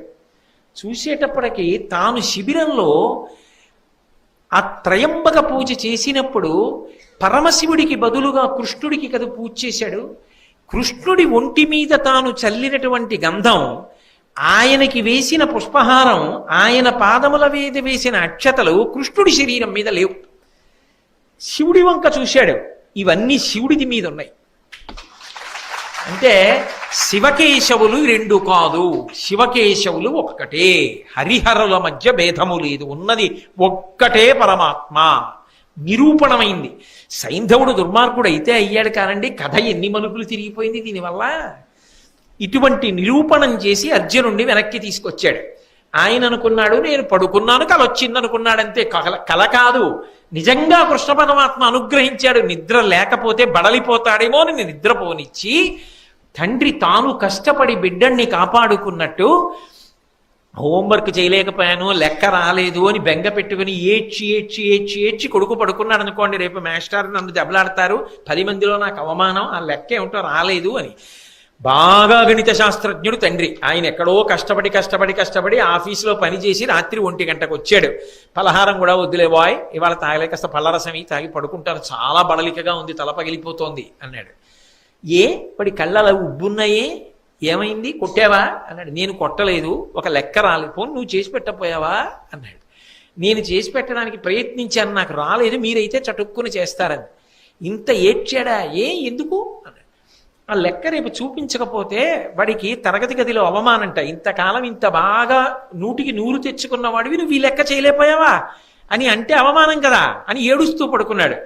అంటే ఇంత తల పగిలిపోతున్న తండ్రి ఏదా లెక్క ఇలా పట్రా అని తాను చేసేసి ఒక కాగితం మీద అక్కడ పెట్టి రేపు వాడిని లేవగానే ఎక్కించేసుకోమను అని పడుకున్నట్టుగా నిద్రపోతున్నటువంటి అర్జునుణ్ణి నిద్ర లేపకుండా కలలో తనతో కైలాసానికి తీసుకెళ్లి శంకర దర్శనం చేయించి పాశుపతాస్త్ర సిద్ధిని, మంత్రసిద్ధిని అర్జునుడికి కలిగేటట్టుగా చేసి వెనక్కి తీసుకొచ్చాడు. అవతల దారుకుడితో రహస్యంగా రథాన్ని సిద్ధం చేయించాడు. మరునాడు తెల్లవారింది. ధర్మరాజు గారిని స్తోత్రములతో నిద్రలేపారు, స్నానం చేశాడు, యుద్ధానికి సిద్ధపడ్డాడు. కృష్ణార్జునుడు సిద్ధపడ్డారు. ధర్మరాజు గారికి నమస్కారం చేసి బయలుదేరుతాడు. అందుకని ధర్మరాజు గారికి నమస్కారం చేయడానికి వెళ్ళారు. వెళ్ళి మాట్లాడిన తర్వాత తప్పకుండా నీకు విజయం కలగాలని ధర్మరాజు గారు ఆశీర్వచనం చేశాడు. ఆశీర్వచనం చేసిన తర్వాత యుద్ధభూమికి బయలుదేరబోతూ ఆగి ధర్మరాజు గారు అన్నారు, అర్జునుడు అన్నాడు, అన్నయ్య ఒక ఆశ్చర్యకరమైన కల వచ్చిందన్నయ్య రాత్రి. అది కలలా లేదన్నయ్య, నేను యథార్థంగా చూసినట్టే ఉందన్నయ్య అన్నాడు. ఏమిట్రా కళ అన్నాడు ధర్మరాజు. ఈ కళ అంతా చెప్పాడు. చెప్పి కృష్ణుడితోటే వెళ్ళాను, అవన్నీ చూశానన్నట్టే అనుభూతి ఉంది, కానీ నేను వెళ్ళలేదు, కళ. కృష్ణుడు అవును కలే అని నవ్వు నవ్వాడు. ఆయనకి తెలుసు పాపం ఎంత క్లేశపడుతున్నాడో ఆ సైంధవ వధ కోసం. పైకి శల్యుళ్ళ ఓ మాట, దిక్కుమాలిన ప్రతిజ్ఞలు నువ్వు ఎవడ చేయమన్నాడు అంటే తను ఆ శల్యుడైపోడు. ఎంత కడుపులో పెట్టుకు కాసుకుంటున్నాడో చూడండి. అది పెద్దరికం అంటే, అది రావాలి మనిషికి. కాబట్టి ఇప్పుడు యుద్ధానికి బయలుదేరారు. అటు ద్రోణాచార్యుల వారు తక్కువ తిన్నాడా? ఆయన అద్భుతమైనటువంటి శకట వ్యూహాన్ని పన్నాడు. శకట వ్యూహం మధ్యలో పద్మవ్యూహాన్ని పన్నాడు. ఆ పద్మవ్యూహం మధ్యలో సూచీ వ్యూహాన్ని పన్నాడు. ఈ సూచీ వ్యూహాన్ని సైనిక ముఖం వరకు పన్నాడు. ఇటు ఒకే రోజు శకట వ్యూహంలో, పద్మవ్యూహంలో సూచీ వ్యూహం. ఇప్పుడు దీని ముఖం దగ్గర తనని దాటితేనే లోపలికి వెళ్ళడం. తానే చతురంగ బలాలతో ఎదురు నిలబడ్డాడు. ఈ సైంధవుణ్ణి మధ్యలో నిలబెట్టలేదు, చిట్ట చివరికి నిలబెట్టాడు.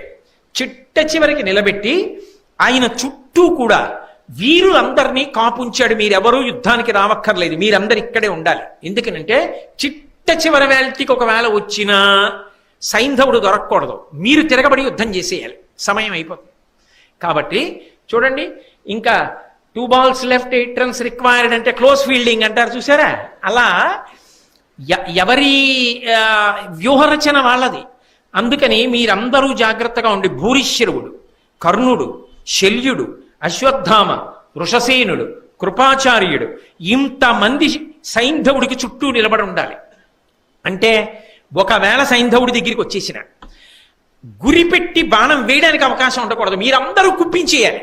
మిమ్మల్ని అందరినీ పడగొడితే కదా అసలు మీ దాకా రావడానికి అవకాశం ఇవ్వను.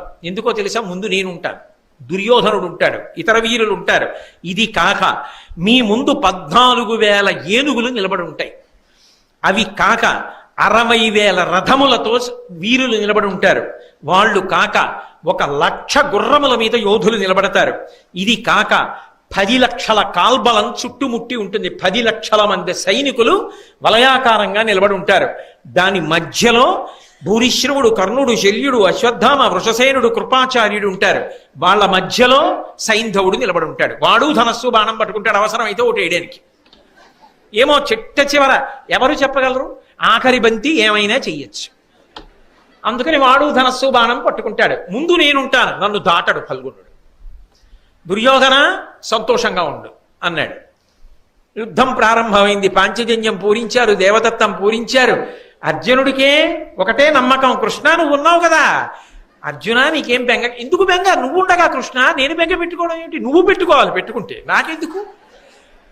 భగవంతుడిని నమ్ముకున్నవాడు అలా ఉంటాడు, భగవంతుడు వీడి గురించి బెంగ పెట్టుకుంటాడు. అది విచిత్రం. యుద్ధానికి బయలుదేరారు. ద్రోణాచార్యుల వారు చాలాసేపు నిలబెట్టేశాడు.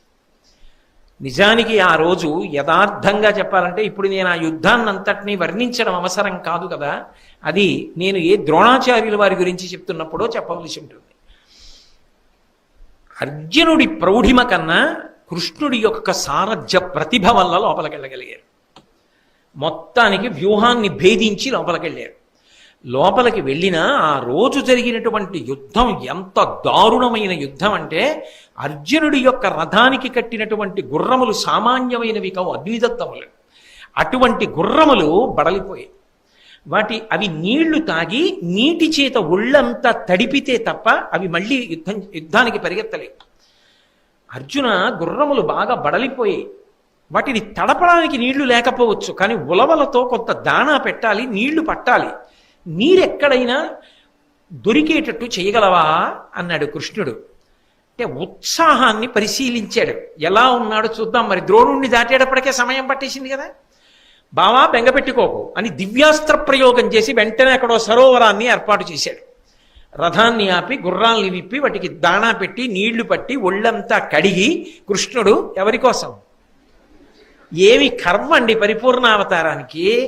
ఒక సారథి అర్జునుడు అక్కడ నిలబడితే గుర్రాలిప్పుకుని నీళ్లు పట్టి దాణా పెట్టుకుని వాటికి నీళ్లు పోసి వాటిని సముదాయించి ఒళ్ళు తుడిచి మళ్ళీ కట్టి బావా ఎక్కని తానెక్కి ఎవరి కోసం అండి ఆ కష్టం? అంటే భగవంతుణ్ణి నమ్మి ఉండగలగాలి, కానీ మన కోసం ఆయన దిగినంతగా ఎవ్వరూ దిగి రాలేరు.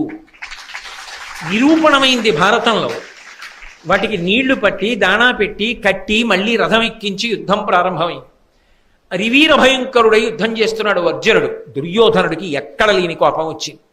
ద్రోణాచార్యుల వారి దగ్గరికి వెళ్ళాడు, మీరు ఇవాళ నన్ను మన్నించవలసి ఉంటుంది, నేను సమయం దాటినా కూడా.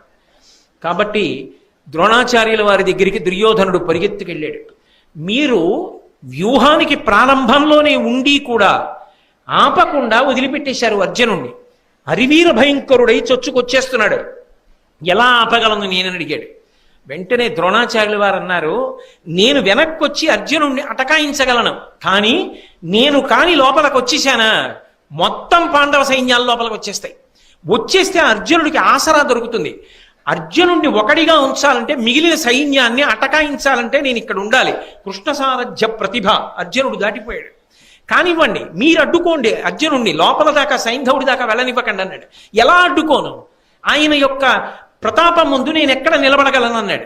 నువ్వేమి బెంగపెట్టుకోకు. ఒకప్పుడు చతుర్ముఖ బ్రహ్మగారు ఇంద్రుడికి అనుగ్రహించి ఒక దివ్యమైనటువంటి మంత్రముల యొక్క శక్తిని నింపగలిగిన కవచ విద్యనిచ్చాడు. అది ఇంద్రుడు అంగిరసుడికి ఉపదేశం చేశాడు. అంగిరసుడు బృహస్పతికి ఉపదేశం చేశాడు. బృహస్పతి అగ్నివైశ్యుడికి ఉపదేశం చేశాడు. అగ్నివైశ్యుడు నాకు ఉపదేశం చేశాడు. నా దగ్గర ఆ శక్తి ఉంది. నేను ఆ మంత్రముల చేత ఈ కవచాన్నంతటినీ కూడా నింపేస్తాను. ఇదిగో ఈ బంగారు కవచం ఇస్తున్నాను, ఇది కట్టుకో. అర్జునుడు గాంధీవానికి తొడిగి బాణములు విడిచిపెట్టినా కూడా నిన్ను చెనకవు.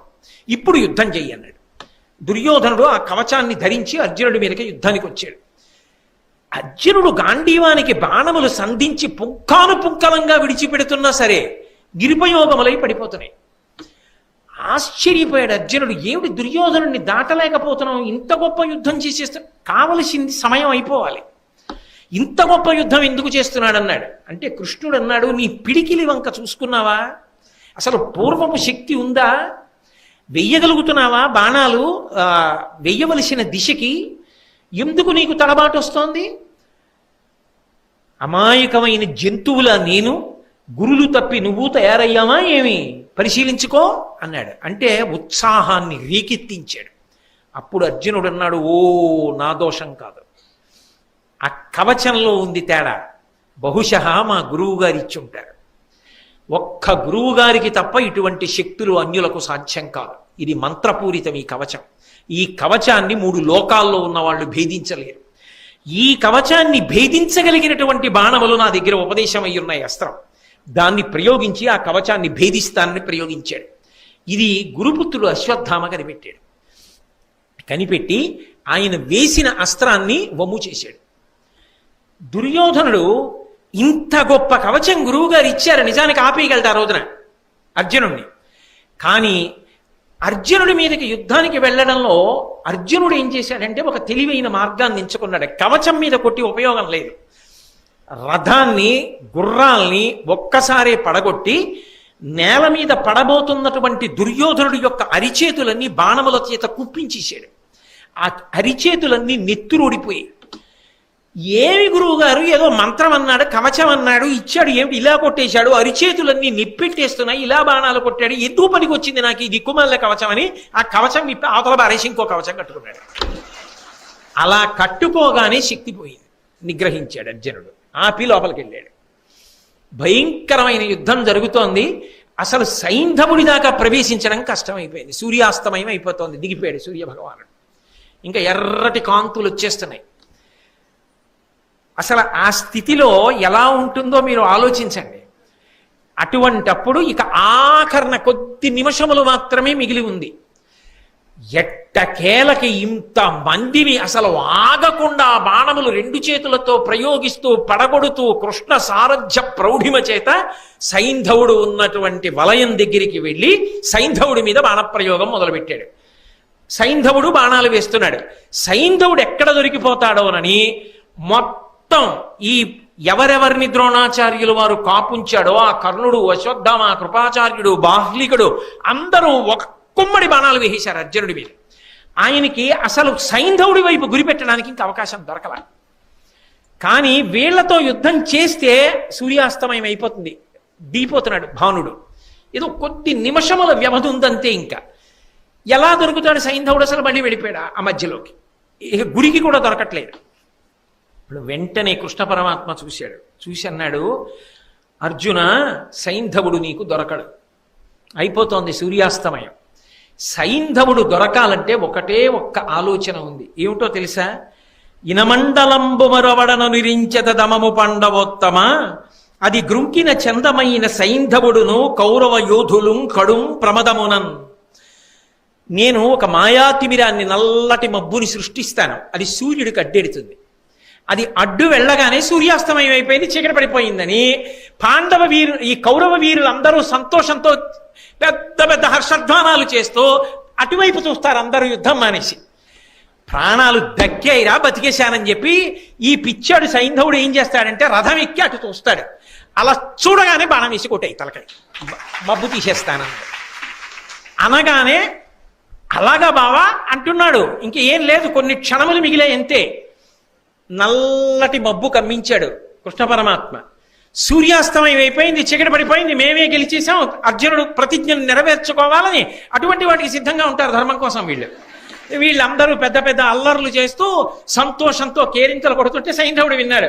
అబ్బా, సూర్యాస్తమయం అయిపోయింది, బతికేశానని రథం ఎక్కి మెడ నిక్కించి అటు చూస్తున్నాడు. కృష్ణుడు అన్నాడు, అడిగో సైంధవుడు వేసే బాణం అన్నాడు.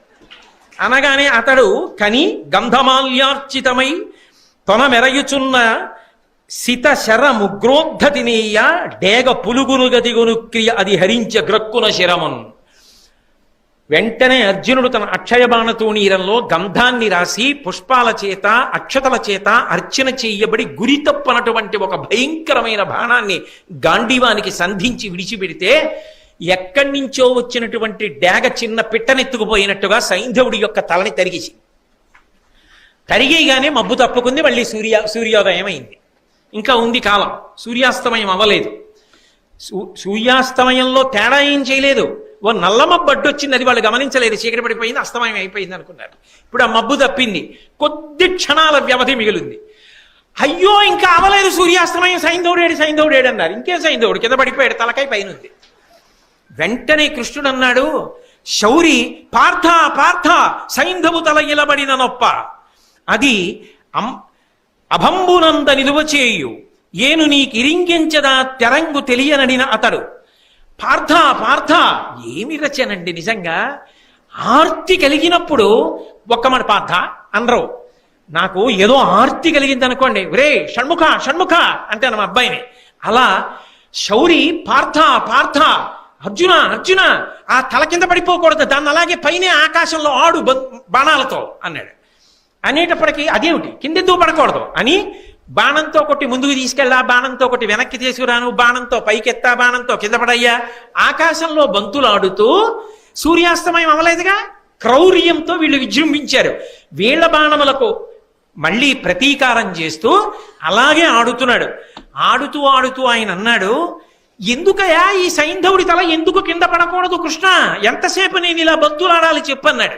ఆయన అన్నాడు, ఈ తల పొడమింపడని కాతని తొడ మీద వైచున్నది, ఆ పని విఖ్యాతంబగు పాశుపతము చేతనయగుగాక యొంట చెల్లునే మనకున్. నిన్ను కైలాసానికి తీసుకెళ్లి పాశుపత మంత్ర సిద్ధి కల్పించడానికి కారణం అర్జున ఇప్పుడు చెప్తున్నాను. ఈ సైంధవుడు వృద్ధక్షత్రుడు అనబడేటటువంటి ఒక మహావీరుని యొక్క కుమారుడు. ఆయన గొప్ప తపస్సు చేసి వీడిని కన్నాడు. వీడు చిన్నతనంలో తిరుగుతుండగా అశరీరవాణి పలికింది. ఈ పిల్లవాడు యుద్ధం చేస్తున్నప్పుడు, అంటే పెద్దవాడైన తర్వాత యుద్ధం చేస్తున్నప్పుడు ఏమరపాటులో ఉండగా తల త్రుంచబడుతుంది అని పలికింది అశరీరవాణి. యామరపాటులో ఉండగా అంటే యుద్ధం లేకుండా ఏదో ఇతర విషయం మీద దృష్టి పెట్టి ఉండగా, యామరపాటులో ఉండగా తల తెగిరిపోతుందని కదా. అలా నా కొడుకు మరణిస్తాడా, అలా ఎవడైనా చంపితే వాడి తల 100 వ్రక్కలగుగాక అని వృద్ధక్షత్రుడు చెప్పించాడు. ఇప్పుడు ఆ తల కింద పడిపోతే, ఎవరి బాణము వలన తల కింద పడిపోతుందో వాడి తల 100 వక్కలైపోతుంది. ఇప్పుడు వీడి తల కింద పడితే నీ తల పగిలిపోతుంది 100 వక్కల కింద. నీకు తెలియదు ఈ విషయం. సైంధవుడి తల తరుగుతానన్నావు అంతే, తల తరిగి వదిలేశావా నీ తల కూడా పేలిపోతుంది. కాబట్టి అది కింద పడకూడదు, ఆకాశంలో బొత్తులాడమన్నా. ఇప్పుడు అది ఎక్కడ పడాలి అంటే ఎక్కడో శమంతక పంచకంలో కూర్చుని జపం చేసుకుంటున్నాడు వీళ్ళ తండ్రి. ఏ దుర్మార్గమైన శాపాన్ని లోకానికి ఇచ్చాడో ఇట్లాంటి కొడుకుని కని ఆయన ఒళ్ళోనే ఈ తల పడేటట్టుగా పాశుపతాస్త్రాన్ని ప్రయోగించు, అదొక్కటే ఆ తల పట్టుకెళ్ళి అక్కడ పడేటట్టు చేస్తుంది. జపం చేసుకుంటున్న వాడి ఒళ్ళో ఏదో దబ్బున పడేటప్పటికి ఇలా చూస్తాడు, నెత్తురోడుతూ ఉంది కదా, కొడుకు తల అనుకోడు, చెయ్యని ఇలా కింద పడేస్తాడు. ఎవరు తల కింద పడేశాడో వాడి తల వక్కలైపోతుంది, వృద్ధక్షత్రుడి యొక్క తల పగిలిపోతుంది, తండ్రి కొడుకు పోతారు. కాబట్టి మళ్ళీ వాడు పగబట్టకుండా పోతుంది. పాశుపతాస్త్రాన్ని ఇప్పుడు ప్రయోగించు, అది వెళ్ళి ఆ కొడుకు శిరస్సు తండ్రి ఒళ్ళో పడేట్టు చేస్తుంది. వెంటనే పాశుపతాస్త్రాన్ని అభిమంత్రించాడు. బాణము వెంట బాణము, బాణము వెంట బాణము, బాణము వెంట బాణము దాన్ని తోసుకుంటూ శమంతక పంచకానికి తీసుకెళ్లి ఆశ్రమంలో జపంలో ఉన్నటువంటి వృద్ధక్షత్రుడి యొక్క ఒళ్ళో పడేటట్టు కొట్టింది పాశుపతాస్త్రం. చటుక్కున కళ్ళు తెరిచి చూసి చెయ్యి తలని పక్కన పడేశాడు. పక్కన పడైగానే సైంధవుడి తల కింద పడగానే వృద్ధక్షత్రుడి యొక్క తల వ్రక్కలైపోయి ఆయన మరణించాడు. సూర్యాస్తమయం అయిపోయింది. ఏడుస్తూ దుర్యోధనాదులు ఇతర వీరులు మనం సైంధవుణ్ణి దక్కించుకోలేకపోయాం, పాండవులు ప్రతిజ్ఞ నెరవేర్చుకున్నాడు, అర్జునుడు నెరవేర్చుకున్నాడని చెప్పి ఏడుస్తూ వాళ్ళింటికి వెళ్ళిపోయారు. సంతోషంగా కృష్ణుడితో కలిసి అర్జునుడు వెళ్ళిపోయాడు. అర్జున, ఎంత గొప్ప యుద్ధం చేశావయ్యా, ఇవాళ తిరిగి వెడుతున్నప్పుడు చూడు పీనుగుల పెంటలు, ఎంతమందిని పడగొట్టావయ్యా ఇవాళ నీ గాంధీవంతో అని అర్జునుణ్ణి పొగుడుతూ కృష్ణుడు తీసుకెళ్ళాడు. అది ఆయన గొప్పతనం. ఇద్దరు వెళ్ళి ధర్మరాజు గారికి నమస్కారం చేశారు. చేస్తే ధర్మరాజుతో కృష్ణుడు అన్నాడు, చూశావా నీ తమ్ముడు ఎంత అరివీర భయంకరుడో, శపథం చేశాడని భయపడ్డావు, సాయంకాలం లోపల సూర్యాస్తమయం లోపల కొట్టేశాడా లేదా సైంధవుణ్ణి అన్నాడు. ధర్మరాజు గారు అన్నాడు, నా తమ్ముడు కొట్టాడో నువ్వు వెనక ఉంటే కొట్టాడో నాకు తెలియదనుకోకు కృష్ణ, నువ్వు మా పాలిట దైవం, నువ్వు లేని నాడు మాకు ఈ శుభ పరంపరలు ఎక్కడ దొరుకుతాయని కృష్ణుణ్ణి కీర్తించాడు. కృష్ణార్జునులు ఇద్దరూ ధర్మరాజు గారికి నమస్కారం చేశారు. ఇన్ని మలుపులు తిరిగినటువంటి ఈ సైంధవ వధలో కృష్ణ పరమాత్మ ఒక రాత్రి నిద్ర కూడా వదిలిపెట్టి అర్జునుణ్ణి కైలాసానికి తీసుకెళ్లి మంత్రసిద్ధిని ఇప్పించి శివకేశవ అభేదాన్ని నిరూపణం చేసి అంత గొప్పగా వ్యూహాన్ని భేదించి పాశుపత మంత్రాన్ని స్ఫురణకి తెచ్చి వృద్ధక్షత్రుడి శాపం వల్ల సైంధవుడి తల కింద పడితే ప్రమాదం జరుగుతుందని పాశుపతంతో మళ్ళీ ఆ తల వెళ్ళి తండ్రి ఒళ్ళో పడేటట్టు కొట్టించాడు. కాబట్టి మహానుభావుడు అర్జునుడు బ్రతకగలిగాడు. తనని నమ్ముకున్న వారిని ఎంత కాపాడతాడో, భక్తుల్ని కాపాడడానికి కృష్ణ పరమాత్మ ఎంత కష్టపడతాడో మనం తెలుసుకోవడానికి అద్భుతమైన సాధనం. ఇటువంటి కథ విన్న తర్వాత, ఇంత సంతోషాన్ని పొందిన తరువాత మనం ఆ కృష్ణ పరమాత్మని సేవించకుండా, ఆయన పట్ల భక్తితో నమస్కారం చెయ్యకుండా నిజంగా ఎలా ఉండగలం? అంత గొప్ప గాథ సైంధవ వధ. సైంధవుడు చిన్న పాత్ర, చిన్న మెరుపు అయిన భారతంలో మనుష్యులు నేర్చుకోవలసిన అనేక విషయాలని ప్రబోధించడమే కాకుండా అన్యాపదేశంగా ఆయన అర్జునుడి విషయంలో ఇంత కీలకమైన మలుపులు తిప్పాడు. అందుకే మహాభారతాంతర్గతమైనటువంటి ఈ సైంధవ వధ అంత గొప్పదైంది. మనందరం కూడా కృష్ణ పరమాత్మకి అనేక వేల నమస్కారములు చేస్తూ ఇంత గొప్ప కృష్ణ సౌలభ్యాన్ని మీరందరూ విన్నారు కనుక ఒక 2 రోజుల పాటు సంతోషంగా మీరందరూ ఉత్సవాలు చేసుకోవడానికి అవకాశం ఇస్తూ సెలవు ప్రకటిస్తున్నాను. ప్రవచనానికి సోమవారం మంగళవారం ప్రవచనం ఉండదు. బుధవారం నుంచి మరి ఉత్సవం చేసుకోవద్దు. సైంధవుడు పడిపోయిన తర్వాత కృష్ణుడు అంత విజయం సాధించిన తర్వాత కూడా రేపు నేను ప్రవచనం చేస్తానన్నాను అనుకోండి, మాకు ఉత్సవం చేసుకునే సమయం ఇవ్వవా అని మళ్ళీ మీరే నా మీద తిరగబడతారు. అందుకని మీరు సంతోషంగా గడపడానికి మీకు సమయాన్ని ఏర్పాటు చేస్తూ మళ్ళీ బుధవారం నాడు కలుసుకున్నప్పుడు ప్రతి మనిషి జీవితంలో తెలుసుకోవలసిన అద్భుతమైన విషయములను ఆవిష్కరించిన మహానుభావుడు, ఎవరి పేరు చెప్తే కృష్ణ పరమాత్మ పరవశించిపోతాడో అటువంటి విదురుడి గురించి చెప్పడాన్ని ప్రారంభం చేస్తాను. మంగళాశాసన పరై మదాచార్య పురోగమై సర్వైశ్చ పూర్వైరాచార్యై సత్కృతాయాస్తు మంగళం. మంగళం కోసలేంద్రాయ మహనీయ గుణాత్మనే చక్రవర్తి తనూజాయ సర్వభౌమాయ మంగళం. ఉమాకాంతాయ కాంతాయ కామితార్థప్రదాయినే శ్రీగిరీశాయ దేవాయ మలినాథాయ మంగళం. సర్వం శ్రీ ఉమామహేశ్వర పరబ్రహ్మార్పణమస్తు. స్వస్తి.